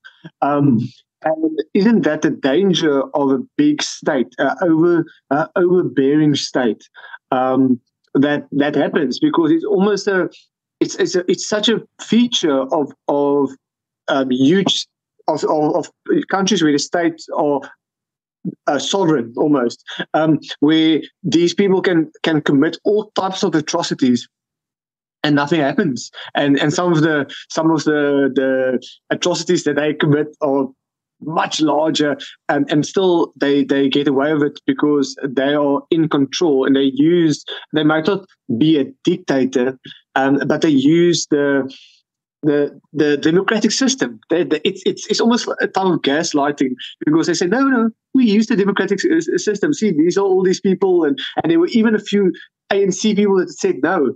And see, we didn't flog them publicly, or some of them had an opinion, but this and this and this. So they would say, no, but that's just a democratic process, and the people have spoken. The people that were elected by the electorate have spoken. But in essence, I definitely agree with you that there are people that are seemingly above the law. There's this rules for thee, but not for me. Since it's an Animal Farm scenario where it says all animals are equal, but some are more equal than others. And definitely, I think that is also one of the points in high school, was when I read Animal Farm and understood it for what it meant, and it was also, and you could see it reflected in society. The archetypes that they spoke, that they use, that each character represents, and you could see it modeled on that time, and see it being modeled, and you could model the South African situation at that point also onto that story. But I didn't understand. I hear you say these things. And I remember watching an interview where you used the same words about there's a serious case to answer. You also really lead into the fact that it's a serious case to answer for. But the accusations that people that you and I would definitely stand with you to say that people around Ramaphosa is not being held accountable. Why does the general public use that same logic when it comes to Zuma? Why do you think that? Because the court of public opinion is a very prominent one. Let's say the only public opinion, or the only political opinion that the public has about a political figure, then is that one. So sometimes they're not even politically aware, but the only thing that they know politically is that person is like this because the media says so. And that has become quite a widespread perception of Jacob Zuma, is that there is this Stalingrad tactic. That's the first time I heard that word about Stalingrad tactic, about the fact that things are delayed and set this and all these legal tactics being used. Same as what you almost, I'm sure it's being used with the Ramaphosa thing now, being set out to in August, where they will just keep on removing it. But people use that same logic against Zuma. And what I'm hearing from you is clearly do you not agree with that? You actually not agree with it based on a principle, and that principle of there can't be separate laws to be used and all that. But we see and I'm going to use this as a segue into the next conversation, is we see that shadow and that perception of Jacob Zuma being almost used as a lens to look at Duduzane Zuma, who declared he will be running as an independent. And so I remember just when I saw it, I was like, he's really articulate and presents himself extremely well. And I've heard the opinions of quite a few ladies who they just love the guy. I think if they could become pregnant by wind pollination, they will be. Can I interrupt you? You say so many things that I want to respond to, and I'm going to lose some of them. Okay, respond. Let me start off by saying I don't think there's anything essentially wrong with having a strong progressive state. But when you lose your moral compass, when the integrity is gone, then obviously that strength of the state can be abused. And that is what we see right now. So the challenge that we have is to make sure that our checks and balances, our legal system, our parliamentary system, what happened with the hard work that had been put in by some of the smaller progressive parties, especially the African Transformation Movement, to get to that independent panel that presented that report to Parliament, to make sure that those issues are not just overrun by people who abuse power. And that is our challenge. So that is why people like myself and others are standing up and saying, no, we are not going to tolerate this. We are going to stand up against this kind of blatant abuse of power and this kind of blatant misapplication of the law in a way that is unequal. So that is something which I think the whole nation should be aware of. And we must learn lessons from this, because in the future we must put mechanisms in place that will prevent a strong state from being captured in a way that it can abuse that power in order to avoid justice from being. What are those mechanisms called? Because it's I remember someone saying what happens. This is what we're seeing happening now, and see it's replicated around similar systems across the world. It's not a bug; it's a feature. They usually say it's not a bug. Something went wrong, and therefore it's almost they say it's a feature of the system. It doesn't need to be a feature of the system. It can be placed under clear control if we have a constitution that allows us not to have a democracy where our legality and our legal system can be captured. And then there's no balance coming also from the democratic processes and a parliamentary intervention and democracy. So we need to get that balance much better set than it is in the current constitution. We failed to have that because our constitution allows for these kinds of imbalances and abuses to take place. It is possible to address those issues. It is possible also to strengthen civil society. What we have done after 1994 is the event of liberation in South Africa, especially the event of the first democratic elections, was almost as if all those civil society organizations that played a major role in bringing about our liberation handed over their power to the ANC, as if everyone thought that the African National Congress now is going to be the one that will solely and only deliver our liberation. That was a huge mistake. We should never have allowed that to happen. We now need to rebuild civil society. So that no other political party, whether it is Areta or ATM or any other progressive political party, if it ever gets into power, must be faced with the checks and balances also of civil society that is strong and that can stand up to it. The other area where we failed is did the ANC not intentionally draw that people surrender power to the ANC? It was I also was listening to a conversation where people talked about who actually enforced the change, and they talked about the power of the union movement in ensuring the outcome of the positive outcome of the liberation struggle. So I was wondering, did those institutions like the unions, like let's say the Black Consciousness movement, because that's also a movement that I never knew about until I actually was listening to Herman Gilumir, and he spoke about the Black Consciousness movement and all that.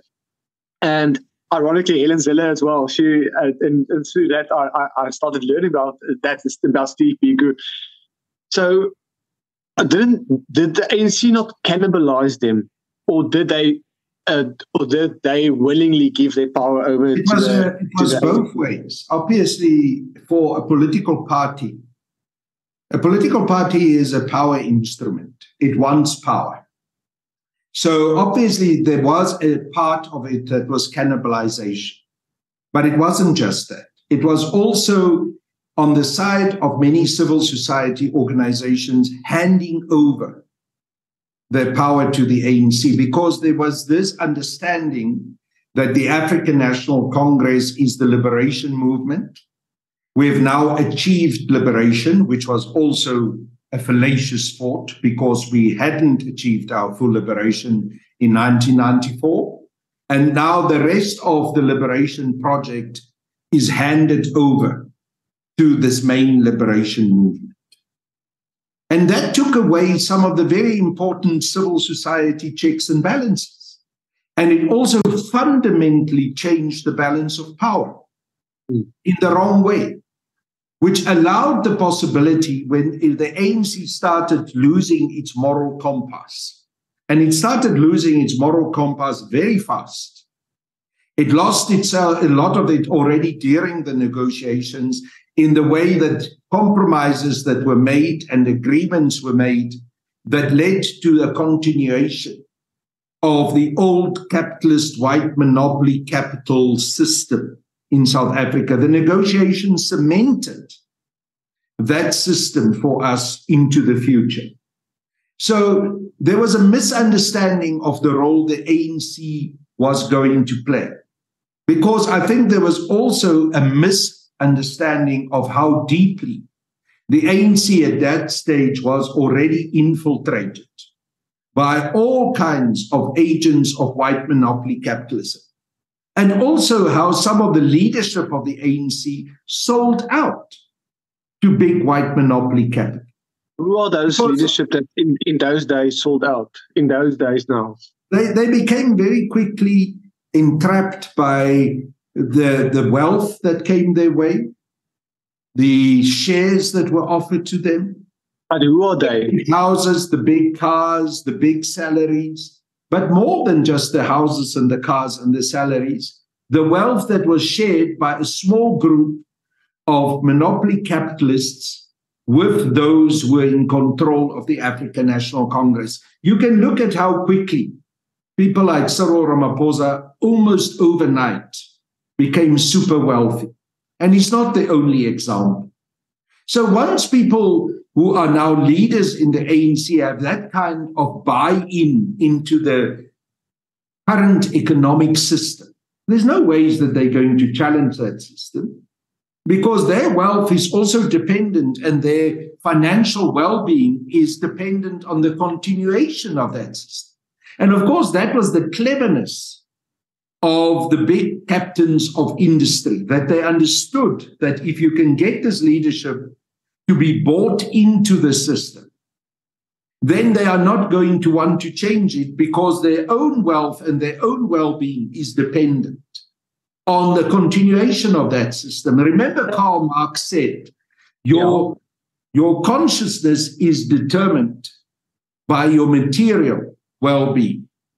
That is exactly what happened. The material well-being of those leaders who were erstwhile liberation fighters now determined the way in which they are executing policy in the ANC to continue that system to be an oppressive system, and a system that keep that old capitalist balances of power and production modes in place. Isn't it always like, because as you mentioned, a party is a power structure. It strives for power, and I think it will be stupid for any party to say, if they say they don't strive for power, they are lying and they are not worthy of a vote. Of course, they strive for power. But then when it reflects on, and you see sometimes the leaders of these parties, it's almost like a cult-like following around these leaders, and then the party, the entire party leadership. But the thing is, people, I want to say now, just think I want to reframe it. I want to put this question: isn't it in a person, within an individual? Let's say a microcosm. Let's say we use our conversation as a microcosm, and then agree or disagree on principles. And these principles, if they are sustainable, they can be implemented in between 1,000 people and 1,000 other people. If we use our discussion as a microcosm. But then first, before we use a discussion as a microcosm, we have to know and be aware and maintain that sense of introspection.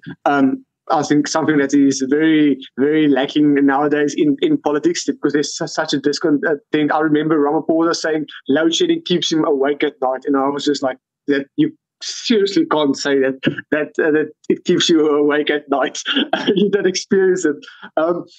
But when these systems, when power structures, and that saying that says power corrupts, but absolute power corrupts absolutely, isn't it therefore then a feature of the system? Because it's, at the end of the day, it's people. It's people. It's just like when we spoke about the religion, and we said it's people making these or appointing these leaders. Some of the points you make is right, but at the same time, the pursuit of power is not in essence wrong. Because not at all. No, I agree with you. Let me explain why I say that. My understanding of the ANC in its original form as a liberation movement pursuing power was to be able to use that power in order to improve the lives of the people. The power was given to the ANC through the love of the people by giving them large majorities to be in government. But what happens is when you get a leadership that then fails that original objective for which people voted for the organization, from hence they derived their power. Now, that subversion of power is the problem. And the challenge is, how do you maintain in a political organization or a political party the ideals that it presents itself for and which it was originally formed for? And that is what is the challenge, even for a new fledgling political party such as Areta. We stand for a set of ideals. We are putting those ideals out there and we ask the voter to vote for us. But how do we make sure that those ideals, for which we need power in order to be able to implement those ideals, do not become subverted, do not become corrupted, and when we get into power, it starts becoming an issue of how we fill our pockets and how we enrich ourselves rather than executing those ideals. And that is where the debate should be. Not about the fact that power is in essence wrong. It's not. We need power in order to be able to change a society. What we have in Africa, and I'm coming now to a very important point, is that our media is failing us.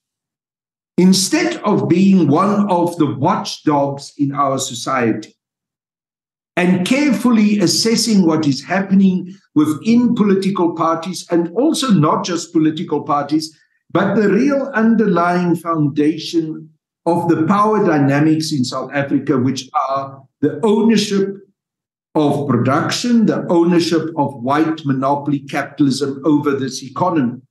Our media has become an agent in support of one of those dynamics of power. Our media has become very supportive of white monopoly capitalism.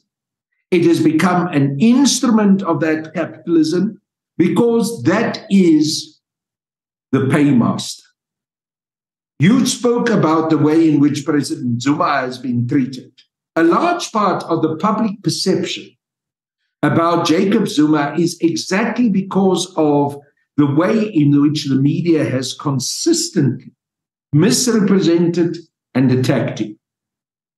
And that was part of an overall campaign to make sure that Zuma had to be lifted from power because he was the one president since 1994 that was beginning to challenge these power dynamics of the control of white monopoly capitalism over our economy. That's the main reason why he was so severely attacked. And the media did not play the role of a watchdog. The media was not this so-called independent, objective observer reporting. but it became an active political player on the side of those who are in power. And that is part of the reason why we ended up in the quagmire where we find ourselves today. And sadly, this very same media, still under the control of white monopoly capitalism, still serving their paymaster, is now protecting Cyril Ramaphosa. Look at how Ramaphosa is getting a go-free card when he is clearly in the wrong. They are changing. They are definitely I remember there was definitely a shift, and I think Paula made that happen, because there were certain times when you would watch a SABC interview or interview on any of the other platforms, and I think this is why a platform like WorldView, a platform like especially like YouTube, and the discussions are, on the YouTube platform, discussion from the Institute of Race Relations and all that is so vital, because you get another perspective that you're not getting from the media. But I remember there was a time when you would watch the news and you could not believe. You ask yourself, does this reporter believe what they are saying? It's almost like it really felt like someone was pointing a gun at their head and saying, "You will say this." I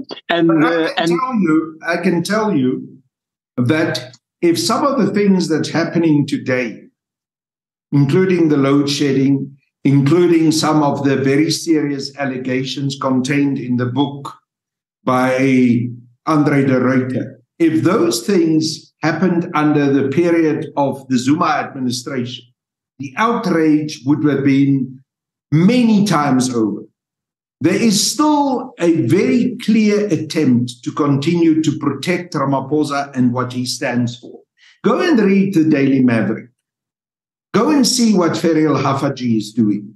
Ferial Haffajee continues to be an apologist for Cyril Ramaphosa in the face of a situation which is indefensible, if she was honest. But she was also one of those journalists, and the Daily Maverick was one of those publications, electronic and the paper publication that the Daily Maverick has, which was attacking Jacob Zuma viciously, and very often on the basis of false statements and lies. Look at what the Sunday Times is doing. The Sunday Times, in terms of its treatment of Cyril Ramaphosa, is massively different from the way in which they treated Jacob Zuma. You remember that the Sunday Times even went and lied about so-called houses that President Zuma had in Dubai. They went and took photos of opulent guest houses and published it on the front page of their paper, saying this belonged to Jacob Zuma and to Duduzane Zuma.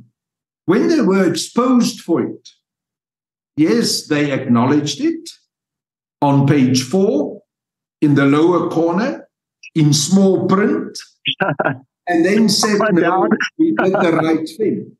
While when the front page was full with that story, a blatant lie, which they couldn't even try to justify, that was the case. But we don't see the same treatment. And I'm not calling for Cyril Ramaphosa to be treated unfairly.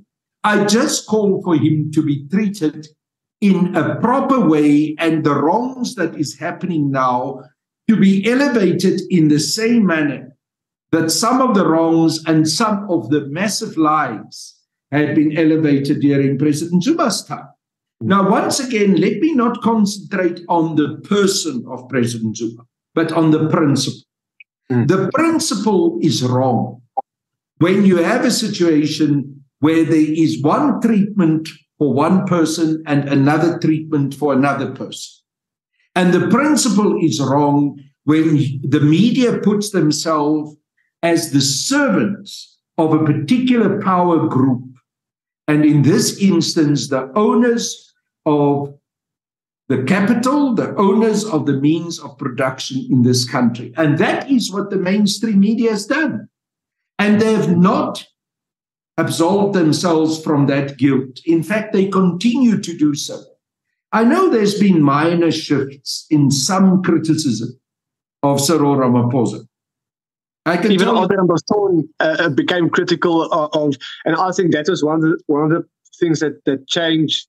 Where I started seeing a change is when somebody like Adrian Basson started being critical about certain policies pushed by Ramaphosa and certain things that Ramaphosa stood for, especially around Pala Pala. That's really where we started seeing. That's because you end up in a situation where the injustice and the criminality is so glaring that it's almost impossible not to say something. And you must understand that there's also beginning to be a slow shift within white monopoly capitalism, because even those captains of industry are beginning to become embarrassed by what is happening under the Ramaphosa regime. And remember, they want to continue to remain in control. They want the power, they don't want to let it go. So they will make shifts in order to remain in power. Now, that is not necessarily a shift based on an acknowledgement of what was wrong or that your moral compass has suddenly returned to you. But it's a strategical maneuver in order to remain in power and in order to maintain the same balance of power structure of the past. Now, that I can't be in favor of. What I want is a fundamental transformation of the society, a radical economic transformation. That is why the political party that we started is called African Radical Economic Transformation Alliance. We don't want some kind of compromise. We want fundamental change. And what these guys are busy with is, again, another maneuver in order to remain in power. And I can't be part of such nonsense. That's unacceptable to me because it has no morality. It is deal-making, it is maneuvering, and it is ultimately a utilitarian approach in order to keep yourself in power for the future. So I want to, again you just provide the conversation provide a segue again to the point where we get to Zuma, perception around Zuma, and you mentioned now even Duduzane Zuma being implicated by that Times article. So Duduzane announced he's running as an independent, and what. I'm not going to ask you to be a spokesperson for Duduzane, but what I was wondering about and what struck me about an interview he gave, they asked him point blank, "Are you still a member of the African National Congress?" And he said yes. And I was like, but they chucked you. They went balls to the wall on you, and they were really hard on you. But someone starts another party whilst being part of a party. And I don't see this being discussed at all. At all. If he did not mention that in that interview, I would still not know it. And there's no one discussing this. And I was wondering, do you know if he's still a member of the ANC? Because I was just curious surrounding how they treated you and how and what he's doing, because surely that must be against the membership of being a member of a political party is starting another party. Look, do you know if he's still a member? As you quite correctly say, I can't speak on behalf of Duduzane Zuma. And I will never purport to do so in the same way that I will take offense if someone else wants to be speaking on my behalf. What I can talk about is principle. The principle for me is Duduzane Zuma has got the right if the Constitution allows him to do so, and if the Electoral Act allows him to do so, to be available to stand as a candidate, albeit an independent candidate if he wants to do so. I do not know if Duduzane is still a member of the ANC beyond what I hear that he himself says. Mm-hmm. So if he says he's still a member of the ANC, okay, it must be the truth. Okay. I cannot comment on that. I know that his dad, President Zuma, is still a member of the ANC. And it is extraordinary that President Zuma can have that kind of loyalty to a party that has treated him as poorly as the African National Congress had done. He had been subjected to the most extraordinary abuse by that party. It tells me something about the loyalty of the man. It also tells me something about the history of President Zuma, because President Zuma had been so integrally involved in the liberation struggle. He was one of the most successful commanders of Umkhonto we Sizwe. He dedicated his life from a very, very young age to the liberation struggle, and his preferred instrument to work in the liberation struggle was the African National Congress. Now, I can have and I must have respect for that historical background. I can tell you about myself. I have been a member of the ANC for 43 years. And it was quite a long time that I've been in the ANC that I've not been entirely happy with many of the things that were happening in the ANC. And I became progressively more and more unhappy and uncomfortable with those developments. And I've not been quiet about it. If you go back to the historical statements that I've made while I was still a member of the ANC over many years, I've criticized the decisions of the ANC to follow a new liberal economic policy program. I've criticized President Thabo Mbeki. I've criticized President Cyril Ramaphosa severely.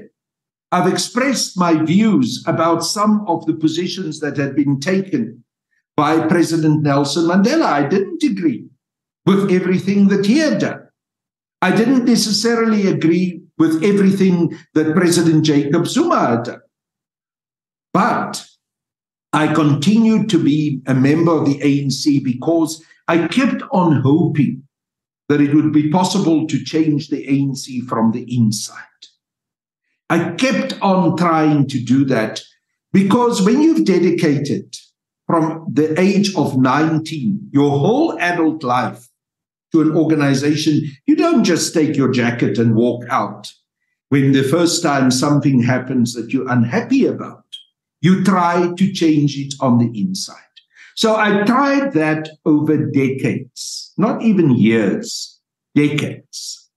But you reach a point when that process of selling out and betrayal continues and increases and becomes worse and worse and worse, and you start realizing you now have a president who is not even someone who you can describe fully as a member of the ANC, but someone who you actually understand to be an agent of white monopoly capitalism and of imperialism, that you have to reach a point where you say, now I can go no further. I've done everything that I could possibly have done to change the ANC and work inside the ANC to bring about that change. I've made every possible sacrifice. I've taken every possible insult from this organization while I still remained loyal. Now a line must be drawn. And for me, that line was the 55th National Conference of the ANC, December last year. Before that conference happened, I made a statement. And I said, if Ramaphosa returns as the president of the ANC, if that clique around him continues to be in control of the ANC, and if it's clear to me that they have achieved that control not through proper democratic processes, but through bribing, through corruption, I will no longer be able. Who is that clique? Who is that clique called? Because, like when we spoke about the people that were influenced, even back in the ANC leadership back in 1994, when you spoke about, even at that time, there were already people that infiltrated the ANC, and Ramaphosa was one of them. And the individuals were compromised. Was one of them. There's a younger generation that has now joined those people. And that whole group of people, I've mentioned Ramaphosa, I've mentioned Pravin Gordhan, I can mention the Minister of Finance, Enoch Godongwana, I can mention Zizi Kotwa, I can mention a number of other people.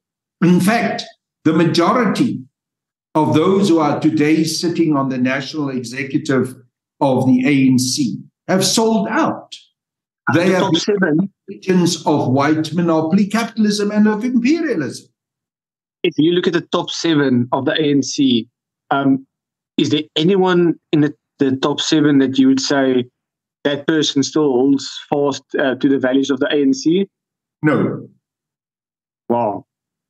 That's those who continue to try and present themselves as being somewhat separate from Ramaphosa. None of them continue to hold to the values of the ANC. And by that, I also include Nomvula, I include also Paul Mashatile, all of them. They've sold out. Nomvula Mokonyane has sold out. Paul Mashatile has sold out. Cyril Ramaphosa has been a sellout right from the beginning. And that whole 6 are part of the selling out project, including the Treasurer General of the ANC, Gwen Ramakgoba. All of them. The majority in the national executive of the ANC have sold out.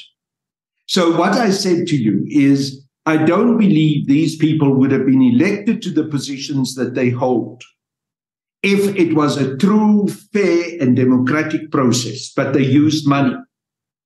In the 54th National Conference in 2017, Ramaphosa and his clique used up to R1 billion to make sure that he becomes the president and they get into power. The same thing happened now in the 55th National Conference. It was a tragedy and a travesty to see what played out at the 55th National Conference. Wasn't there a point in the conference? Openly. They literally drove the ambulances, which was marked as ambulances, but they were actually used as transport vehicles with money. Millions of rands entered Nasrec. People were given huge amounts of money. At the end, after Ramaphosa had been elected, even before the conference had been concluded, even before the various commissions that were supposed to discuss policy were concluded, those commissions were empty. The policy documents that were supposedly printed to be used in the commissions of the National Conference laid in the corners, wrapped in the plastic that it was still delivered in. It never even got unwrapped.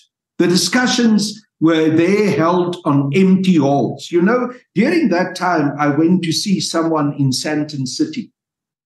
And I said, but what's going on here? I'm looking here at hundreds, if not 1,000 of ANC delegates, still with their ANC delegate tags around their necks, walking around in Sun City. I went past Louis Vuitton. I went past the Gucci shops there in the Diamond Walk in Sandton City. Here's the ANC delegates standing queue to get into the Louis Vuitton shop to buy Louis Vuitton handbags and clothes with the bribes that they got for voting for Cyril Ramaphosa. Now that is what this organization had been reduced.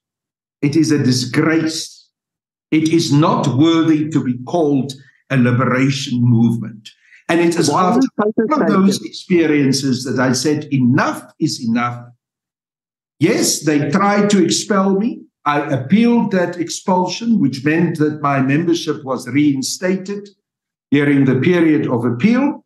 I carefully assessed the situation after what I saw happening at the 55th National Conference, and I resigned. And I'm very, very happy that I did so.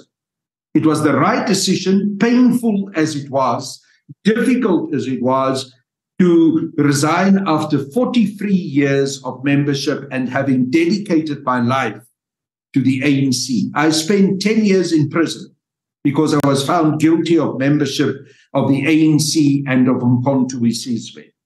When I was detained, I was severely tortured. I lost most of my hearing. As I'm talking to you now, I'm dependent on hearing aids to be able to hear you. So there was a lot of sacrifice. One cannot deny it. But for me to be remaining true to the original ideals for which I joined the African National Congress in 1979, in June 1979 in Botswana, I had to leave this thing, which I no longer believe ought to be called the African National Congress, but the ideals for which I went and joined the ANC are still the same ideals that drive me. And those are the same ideals that now make out the policy program of the African Radical Economic Transformation Alliance. So I'm consistently continuing with exactly the same liberation project, which I joined in 1979. And I'm consistently still trying to implement the same understanding that I had when I listened to Comrade Oliver Tambo when he said that liberation is never just liberation from racism, but it must also be economic liberation and liberation from white monopoly capitalism. That is what I continue to do now. So I was thinking now, when you talk about the ANC delegates standing at the Louis Vuitton shops and the Gucci shops, and the reports of the ambulance, this is the first time of me hearing about the ambulances. And I remember there was actually a statement issued prior to the conference that they said no bribes must be paid or something like that. They actually made a statement about that. I remember a bunch of people had like a running joke regarding that statement.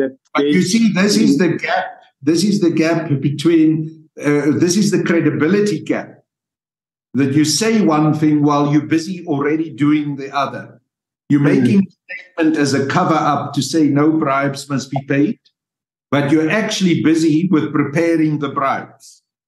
And you get money not just from your donors inside the country to do so, but also from international donors. There was recently a report that revealed that millions of rands were mobilized in the United Kingdom, millions of pounds, to be brought into South Africa to assist Ramaphosa to remain the president of the ANC at the 55th National Conference. Oh, wow. First time me hearing about this as well. Go and Google it and you'll find the story. It's there. Wow, and now it's not something that I'm sucking out of my thumb. The international imperialist powers, together with local white monopoly capital, were jointly involved in making sure that the Ramaphosa administration will continue because it implements the policies that they want to see, and it makes it possible for them to continue to extract the wealth of this country. And there's been promises made to them that state-owned enterprises such as Eskom will be privatized. They will be able to buy those broken up, privatized state enterprises for a song, and they will be able to make super profits. And that is why they keep Ramaphosa in power. So Carl, just before we close off, because before we started this interview, I thought an hour is not going to be enough. An hour and a half is not going to be enough. And I was like, I even told a few people, I was like, I think it's going to take longer, much longer. But just to take it to a point, and to talk about how can things where must we pay our attention now? What must we support? Who must we support? What ideas must we promote? What ideas must we fight for? So first of all, before I go that, I want to finish off with that. I want to say, when you saw that people in the shops, why did you take photos? It would have cashed the media, Carl, if you took photos of these, or maybe not, because I know Fikile Mbalula, there was a picture that circulated of him wearing a Louis Vuitton shirt, like a casual shirt, but it cost a few thousand rands when people saw it and they went to search on the internet, and they saw this khaki camo military inspired Louis Vuitton thing that he's wearing, or Gucci, I can't remember, but it's thousands of rands worth. But I think you would have broken the internet if you took photos. And unfortunately, in today's world, it's seeing is believing, even though we know that these people are playing around. The examples, the obscenity of ANC leadership driving in X7s, X600 Mercedeses, etc., into the townships to go and campaign and ask the poor to vote for them. I want to mention to the viewers, so we said Carl Niehaus unedited and unfiltered, but due to the powers that be, load shedding or powers that do not be because it's not there. So what happened was we had a bout of load shedding and the connection kicked out, but we're back again. So if you see there's a bit of a glitch in the video. We did not take out crucial things. Carl was busy telling me a story about the opulence that the cabinet and the people in leadership in the ANC lives in, the way they drive these fancy cars and everything. So, so just to clarify, we did not... I was talking about that opulence, but, there was something sad but prophetic about what Comrade Chris Hani in the early 1990s, before he was assassinated, spoke about. And I recall a meeting which was 5 days before he passed on in Boksburg, where I was present. And he said, I fear that these comrades of mine are now becoming so enthralled with the trappings of wealth that they will think it is more important to drive in Mercedes-Benzes and live in mansions than to serve the people.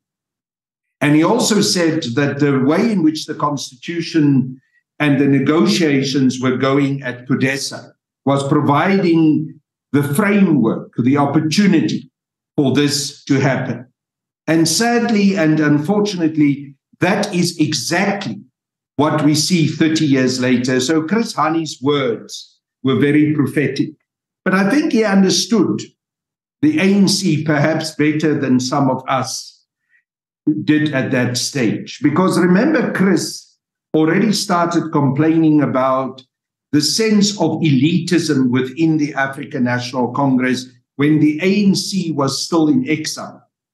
It was Chris who, together with a few other members of Umkhonto we Sizwe, wrote the Hani Memorandum, where they complained about how there was a small ANC leadership elite in exile who were living well, who were living in a wealthy environment, who took care of themselves through the monies that were donated to the ANC to keep itself afloat in exile.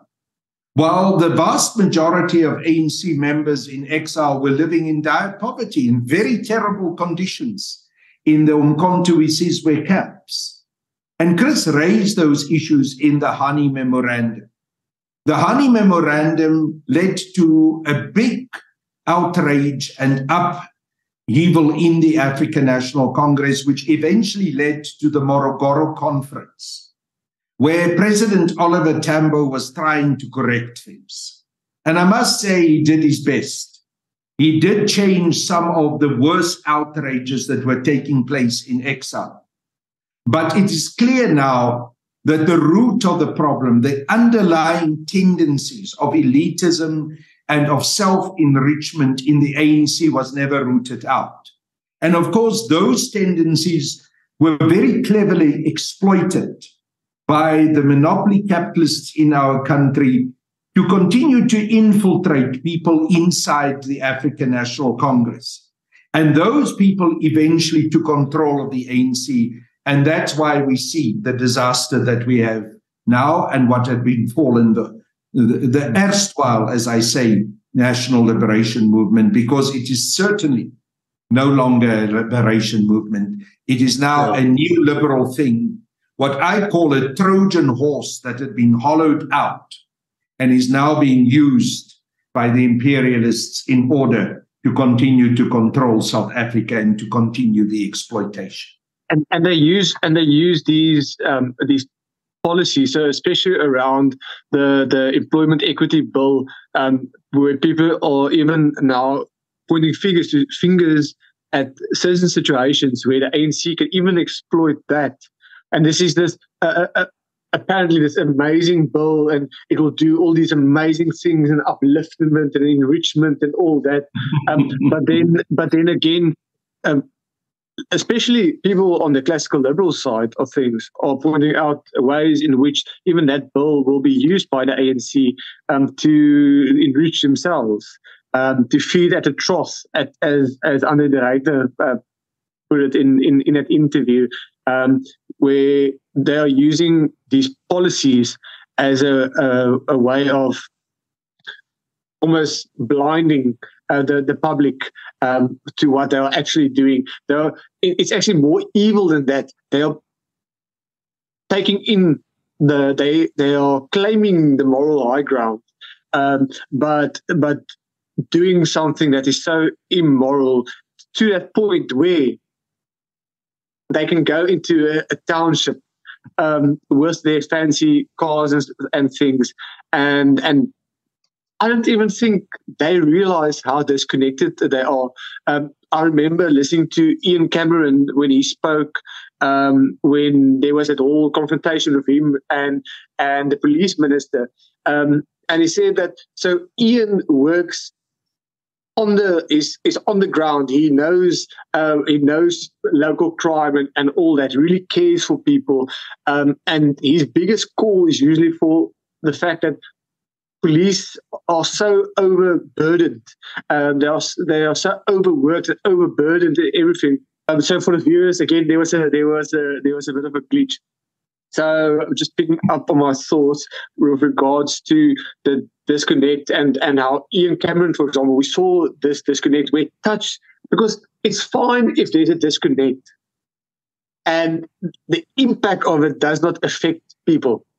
But we saw now, it was like the cholera outbreak, and people dying because of the mistakes of individuals and the corruption of individuals. So as soon as that disconnect started touching the lives of people, it's really bad.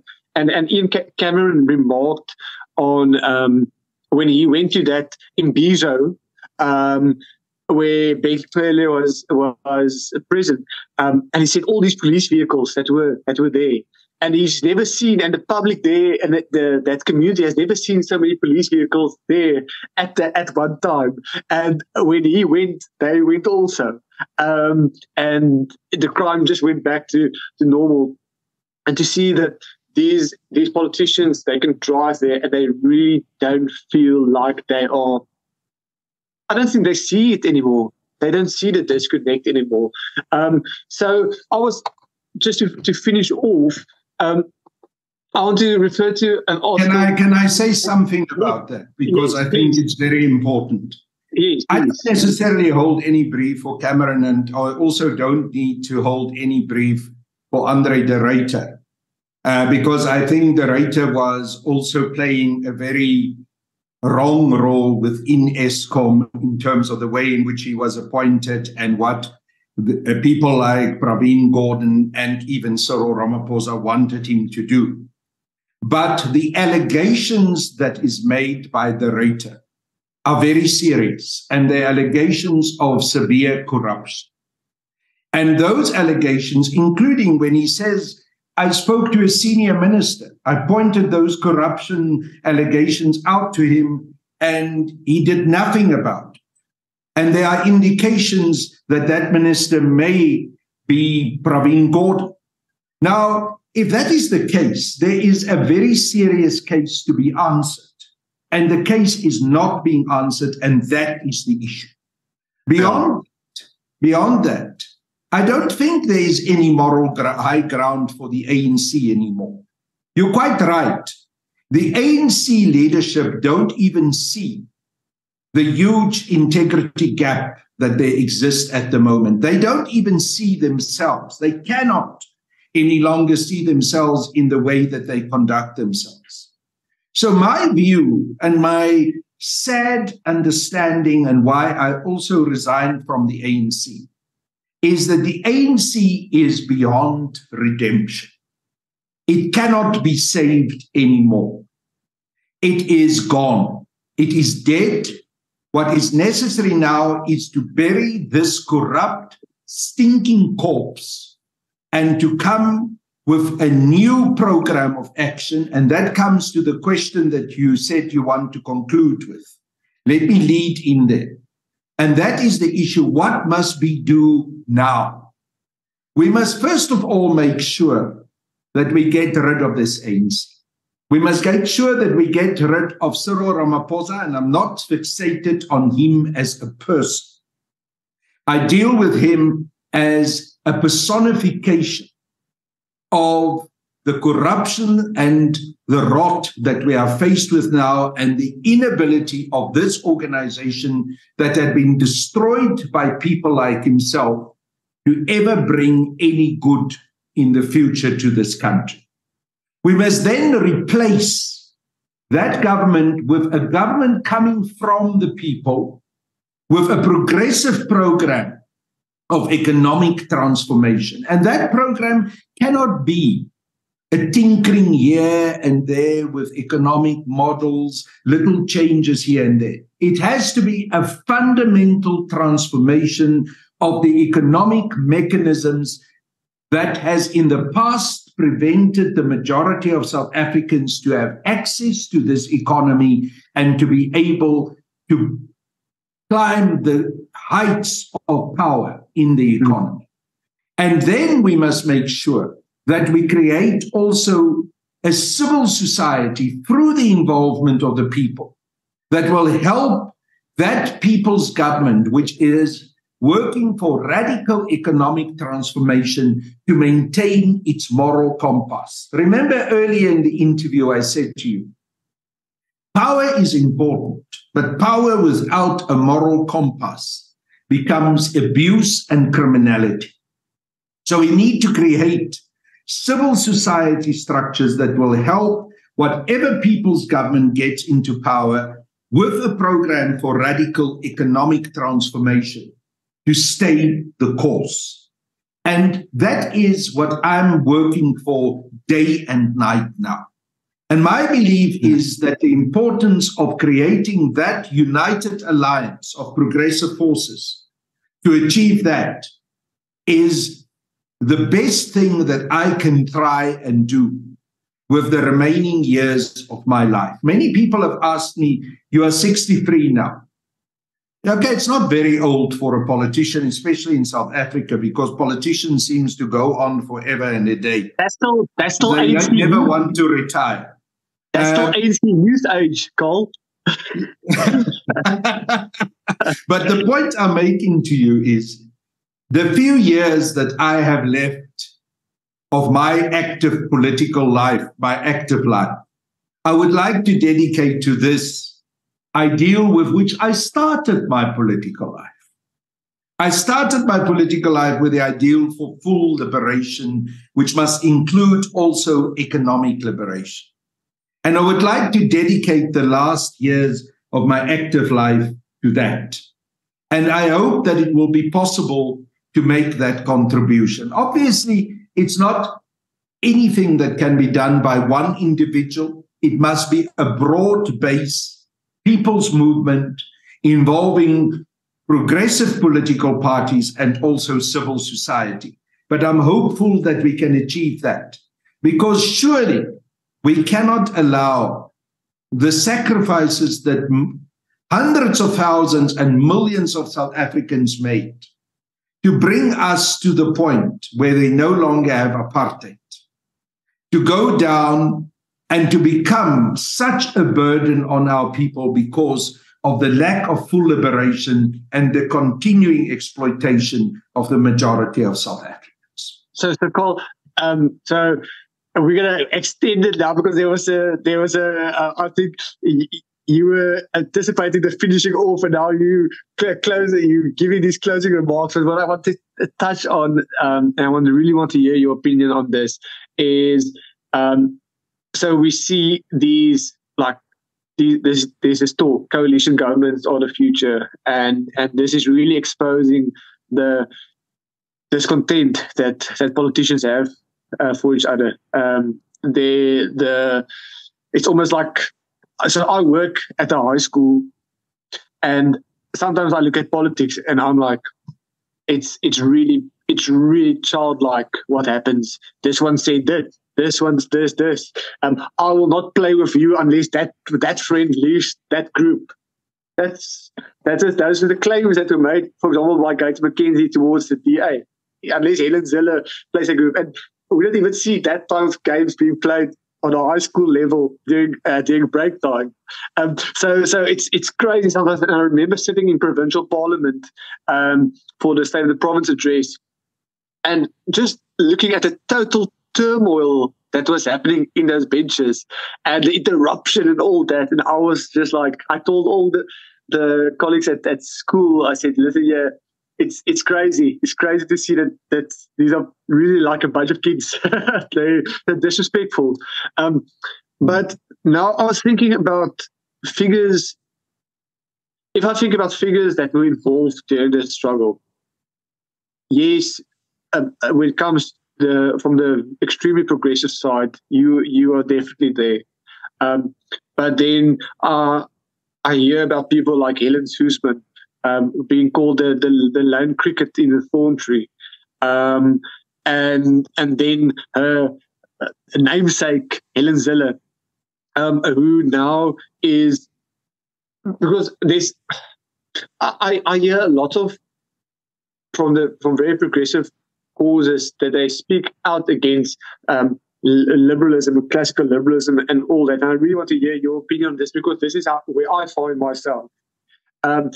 And for example, Helen, there was now the Free Market Foundation had Frans Cronje on last night for a chat, and apparently she's the most popular opposition politician in South Africa, Helen Zille, by something like 25%, and she's way more than John Steenhuisen, and it is crazy to see that. And when I knew we were going to have this interview, I wanted to ask you this question, but when I heard that statistic last night when I was watching the Freedom Foundation's stream, I almost did a somersault, and I was like, I definitely have to ask Carl Niehaus this question with regards to, is it possible that, because there was a time when Helen Zille was also seen as a communist because she hid Cameron Dugmore. She provided safety for Cameron Dugmore from the apartheid police, from the security police in that time. And yes, there are flaws, as with everyone. As you mentioned, even when you didn't agree with the things Nelson Mandela said, or Mbeki, some people, when you say something bad about Mandela, they will see it as blasphemy. But you're honest about the fact that you were critical about certain things. And I think you might be seeing where I'm working to is when it comes to these figureheads of South African politics, people that still are alive today, that were alive, and they weren't infants in that time, they were actively involved. how do you see the supporting of the causes of those individuals that, in order to advance just the cause of South Africa, supporting the cause of those individuals to advance the cause of South Africa? How do you see? And of course, you don't have to say good about everything that person does, and you can still be critical. But how do you see that divide being crossed, or that canyon being filled in? Do you think it can ever be filled in with regards to people just being able to see one another as people? Look, I know the history of Helen Zille. And whatever she did in terms of fighting apartheid, I will have respect for that. I'm not a fan of Helen. I'm not a fan of her philosophy. I'm not a fan of the way in which she had, in recent years, articulated herself. I think she did even her own legacy of her previous anti-apartheid positions huge damage by some of the things she had said and done, including some of the tweets she had made about what could be construed as being pro or positive to certain aspects of colonialism, etc., etc. So I'm no fan of Helen Zille. I'm not necessarily a fan of the Institute of Race Relations either. I disagree with many things that the Institute does and said. I severely doubt if Helen Zille is the most popular opposition politician in South Africa. I think that depends on where those opinion polls have been done. I do not believe Helen Zille is a popular politician amongst Black and African South Africans. I don't believe she is popular in the poor townships of South Africa. But that's my view. I do not want to get fixated on personalities. Because if we get fixated on personalities, we will lose the plot.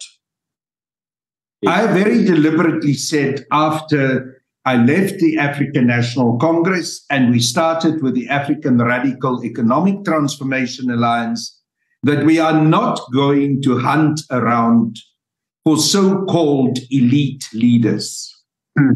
We are not going to come and present a board or an executive that must be all these elites that we've gone and garnered from the African National Congress or from wherever. That Areta must be driven by ideology, political, ideological positions that we must share with the South African public and specifically the voter and say, this is what you're going to vote for. Because perhaps today Carl Niehaus will be there, or Nkosazana Shezi, or our Deputy President in Areta, Sialitata Mzaidume, or others. But tomorrow other people will take over that leadership. And yet the ideology that you vote for must remain consistent. So I'm at the moment, together with other leaders of Areta, going through the country. And we're doing what we call umbrabellos, which are political lectures that we give. We don't speak about individuals. We don't talk about celebrities. We talk ideology and political foundation on which this political party is formed. I've consistently for decades bewailed in the ANC the constant tapering of ideology. And I've warned that the death of ideology will mean the death eventually of the African National Congress. Because if you do not have an ideological foundation, if your membership no longer know what your ideology is, if ideology is no longer the founding principle on which you base your discussions in your conferences. Remember what I told you about what happened at the 55th National Conference. The commissions were empty. The policy documents were not open. They were not read. They were not discussed. Then what are you talking about? What do you intend to do for the future of this country? Then you're only talking about yourself. Then you can only be interested in your own pocket and your own self-enrichment.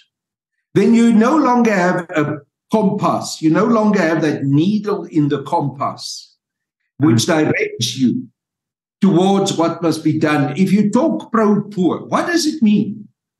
Surely there must be an ideological foundation for what you mean by you are being pro-poor.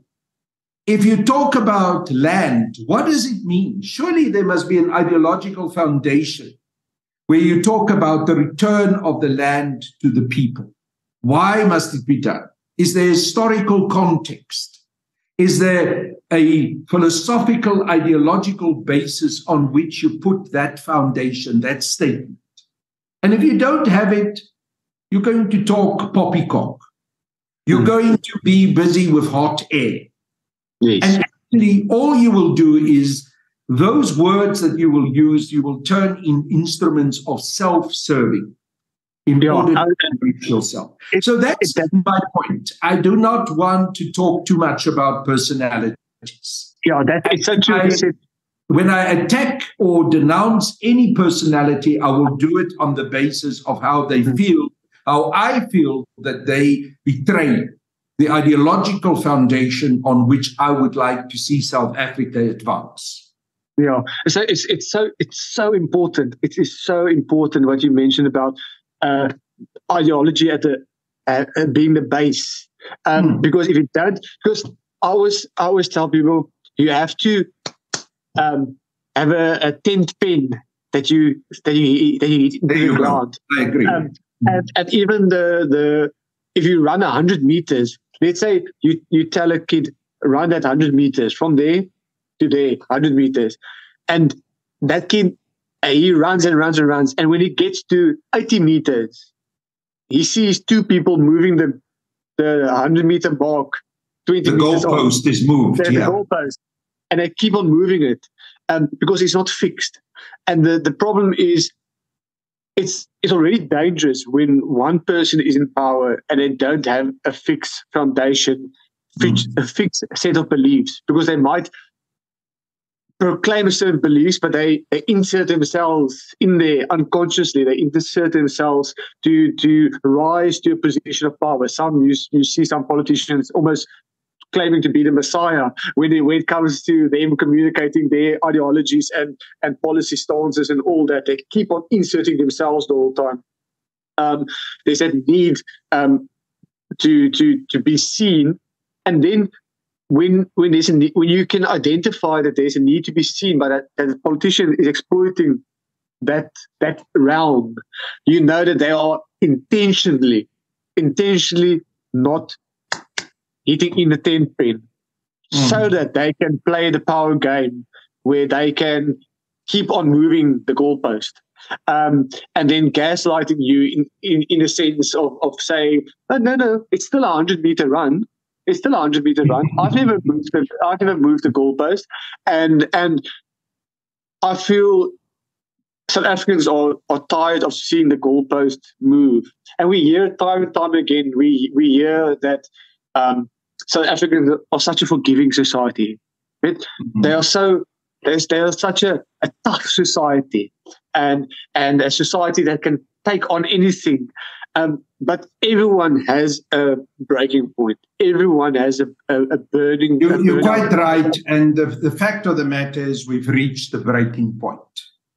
Now, I must ask you, and I don't know if you're going to be able to give me that answer. What ideology does Cyril Ramaphosa stand for? Can you tell me? Okay, I'm going to tell you. But you can't interrupt me. Okay, and I'm also going to say why I say it. Okay, so I believe Cyril Ramaphosa to be a devotee of leftist policy. I'm going to tell you now why. And because I see your face.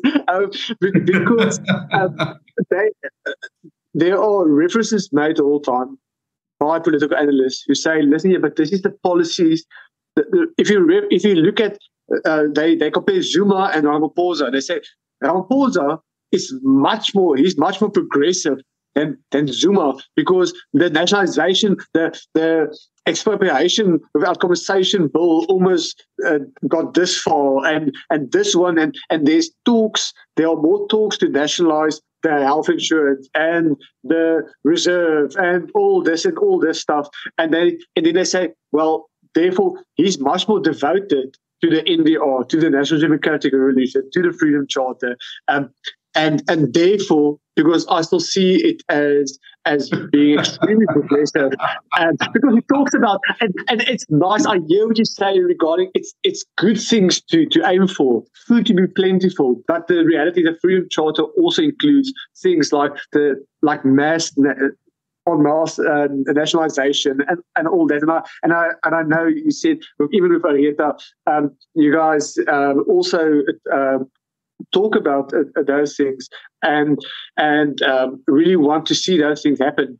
Expropriation without compensation. So therefore, I see Ramaphosa as being beholden to a very progressive leftist way of thinking, and that I don't know why, but that is I can't see why he doesn't break away from it. So when I hear things like when you mentioned in the start of the interview, you actually see as right wing.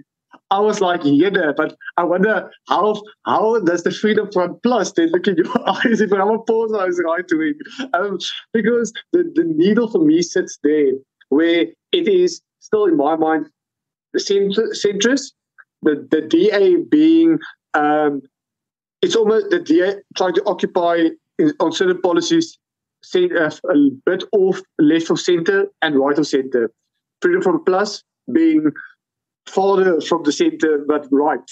And then the ANC being proper left-leaning, but the membership being conservative, because Frans Cronje also says South Africa is actually a very conservative population, conservative values and all that. So I see it as the party has these policies that are left of center, quite left of center, and then the EFF and all these others are farther left. And of course, Arieta, I would now place Arieta between the ANC and the EFF, definitely. So that is where I'd place Ramaphosa, but I'm very interested to see what you're going to say now, because I can see you are burning to reply to that one. You see, I think you've swallowed the left-speaking propaganda of the ANC hook, line, and sinker. But the problem that you're faced with is that Ramaphosa and some of the ANC people talk left, but they act right. Use that example, which is a very appropriate example of keep on shifting the goalposts, not having a tent pen hit into the ground and keeping it there, not having a foundation stone on which you act and you stick to it and you have integrity. Let's look what has happened at the 54th National Conference of the ANC. A program for radical economic transformation was adopted.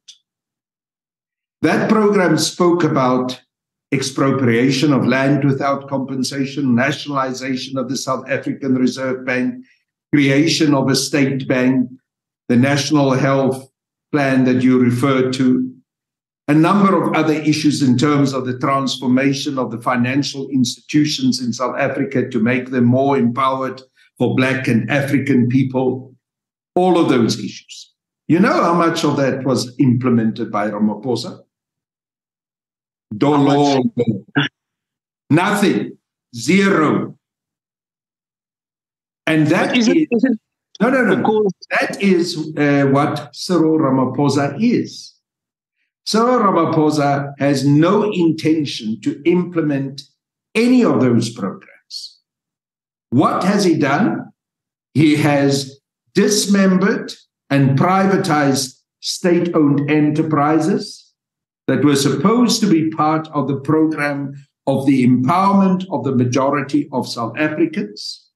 He has destroyed all those state-owned enterprises that we've discussed at length this evening. He has, at the same time, now made a commitment that he will dismember and privatize Eskom. He has plunged us into the worst load shedding that we've ever seen, not for any other reason, but engineered in order to achieve that objective. Even tonight, you and I could not totally have this conversation, as we promised the viewers, which will be unedited, uninterrupted, because of load shedding. And that is the story of our lives. We want to aim there, we go there.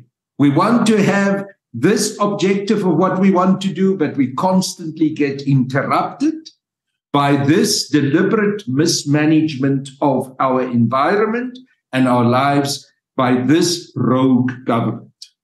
Cyril Ramaphosa is not a progressive. He's not left. He's a comprador capitalist who is there to serve the interests of white monopoly capitalism and imperialism. He finds himself in a political party, the African National Congress, which has a left history and which has a history of the past of national liberation. He continues to abuse those concepts. He continues to talk that language in order to be able to reach out to a majority of South Africans who I do not believe, as you say, and as may have been said by Frans Cronje, are fundamentally conservative. I don't even want to go there in terms of the debate of what is progressive and conservative in terms of people's worldview. But what I do know is that the majority of South Africans want a plate of food on their table.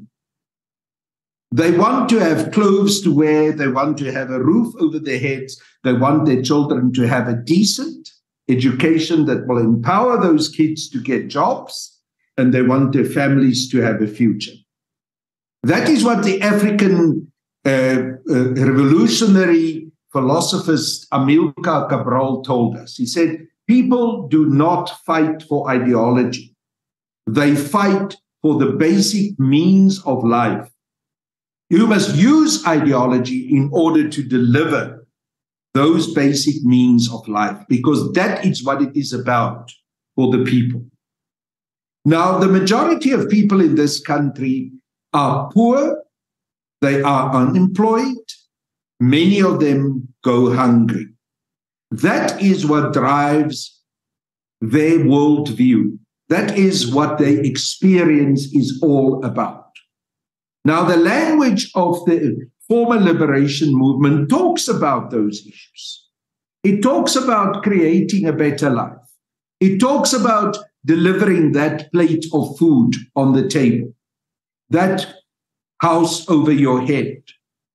But it doesn't deliver it in the way that Ramaphosa operates. So cynically, and I say it with disgust, cynically, he uses that language in order to get the hopes of the people to continue to give him a vote so that he can continue to remain in power, not to serve the interests of the people, not to give that hope that people belong and believe in and turn it into a reality, but to make himself a powerful man with money in his pocket.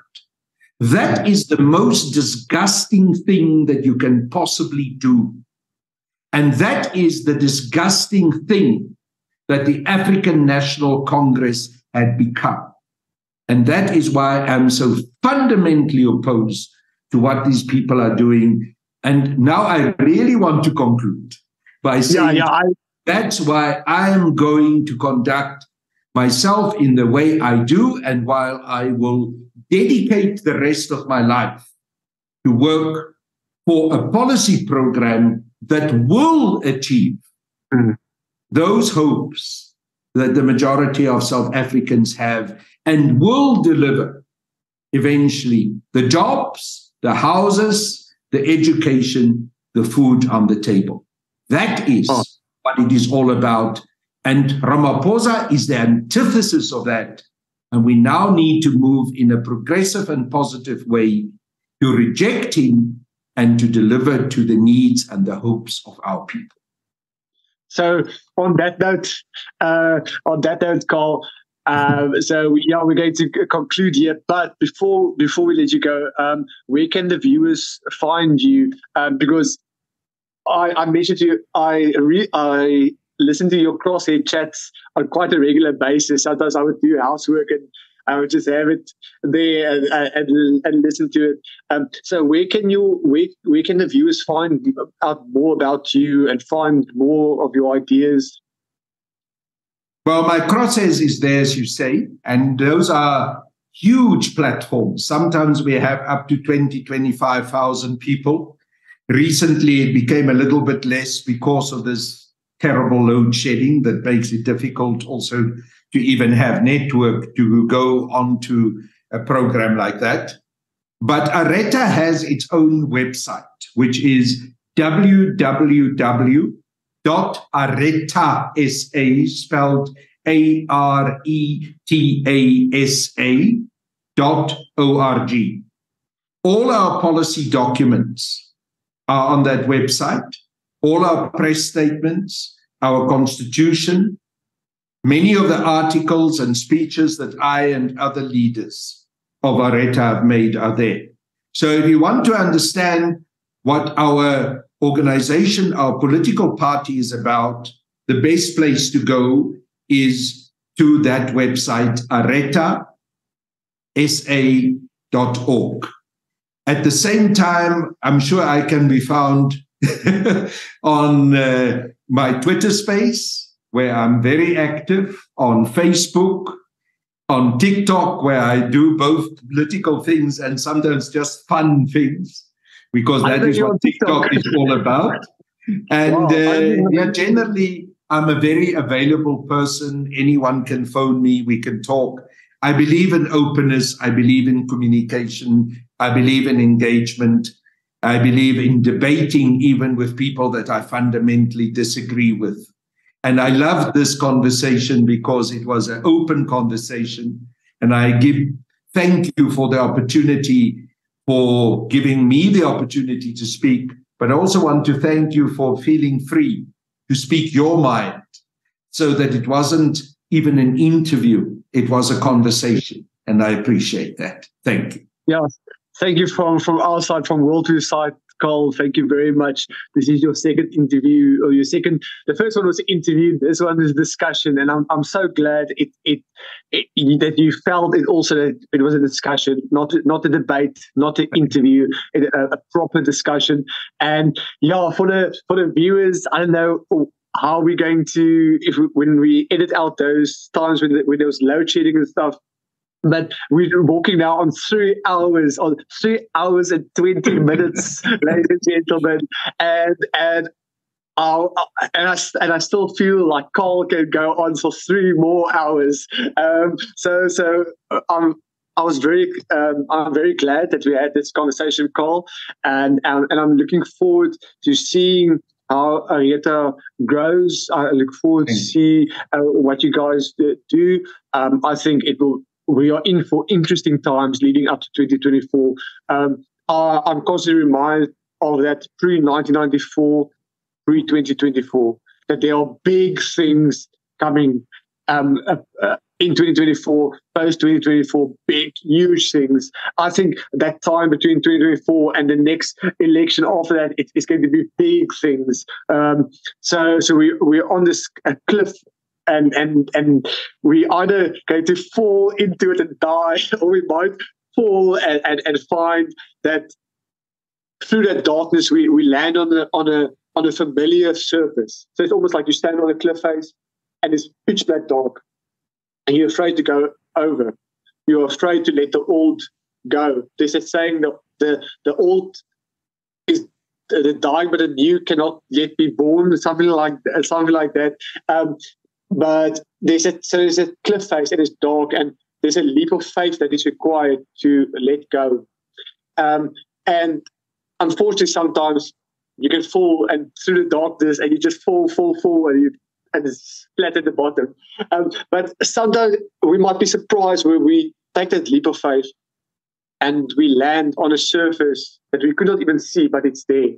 And I think leading up to 2024, platforms like yours, they are providing a place for people to leap to. The Titanic is sinking, the ANC is sinking, and there are people leaping off, and people need a political home.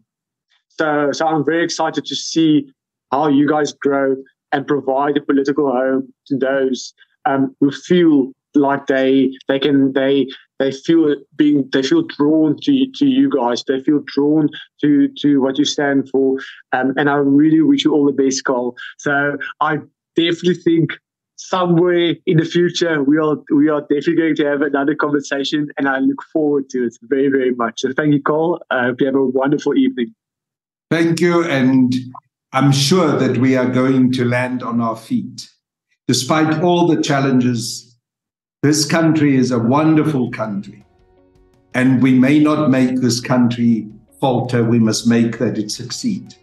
So let's all work, let's all take hands, whatever our differences are, to make South Africa succeed for our sakes, but also for our children's sakes. So goodbye and God bless. Awesome. Thank you very much, Carl.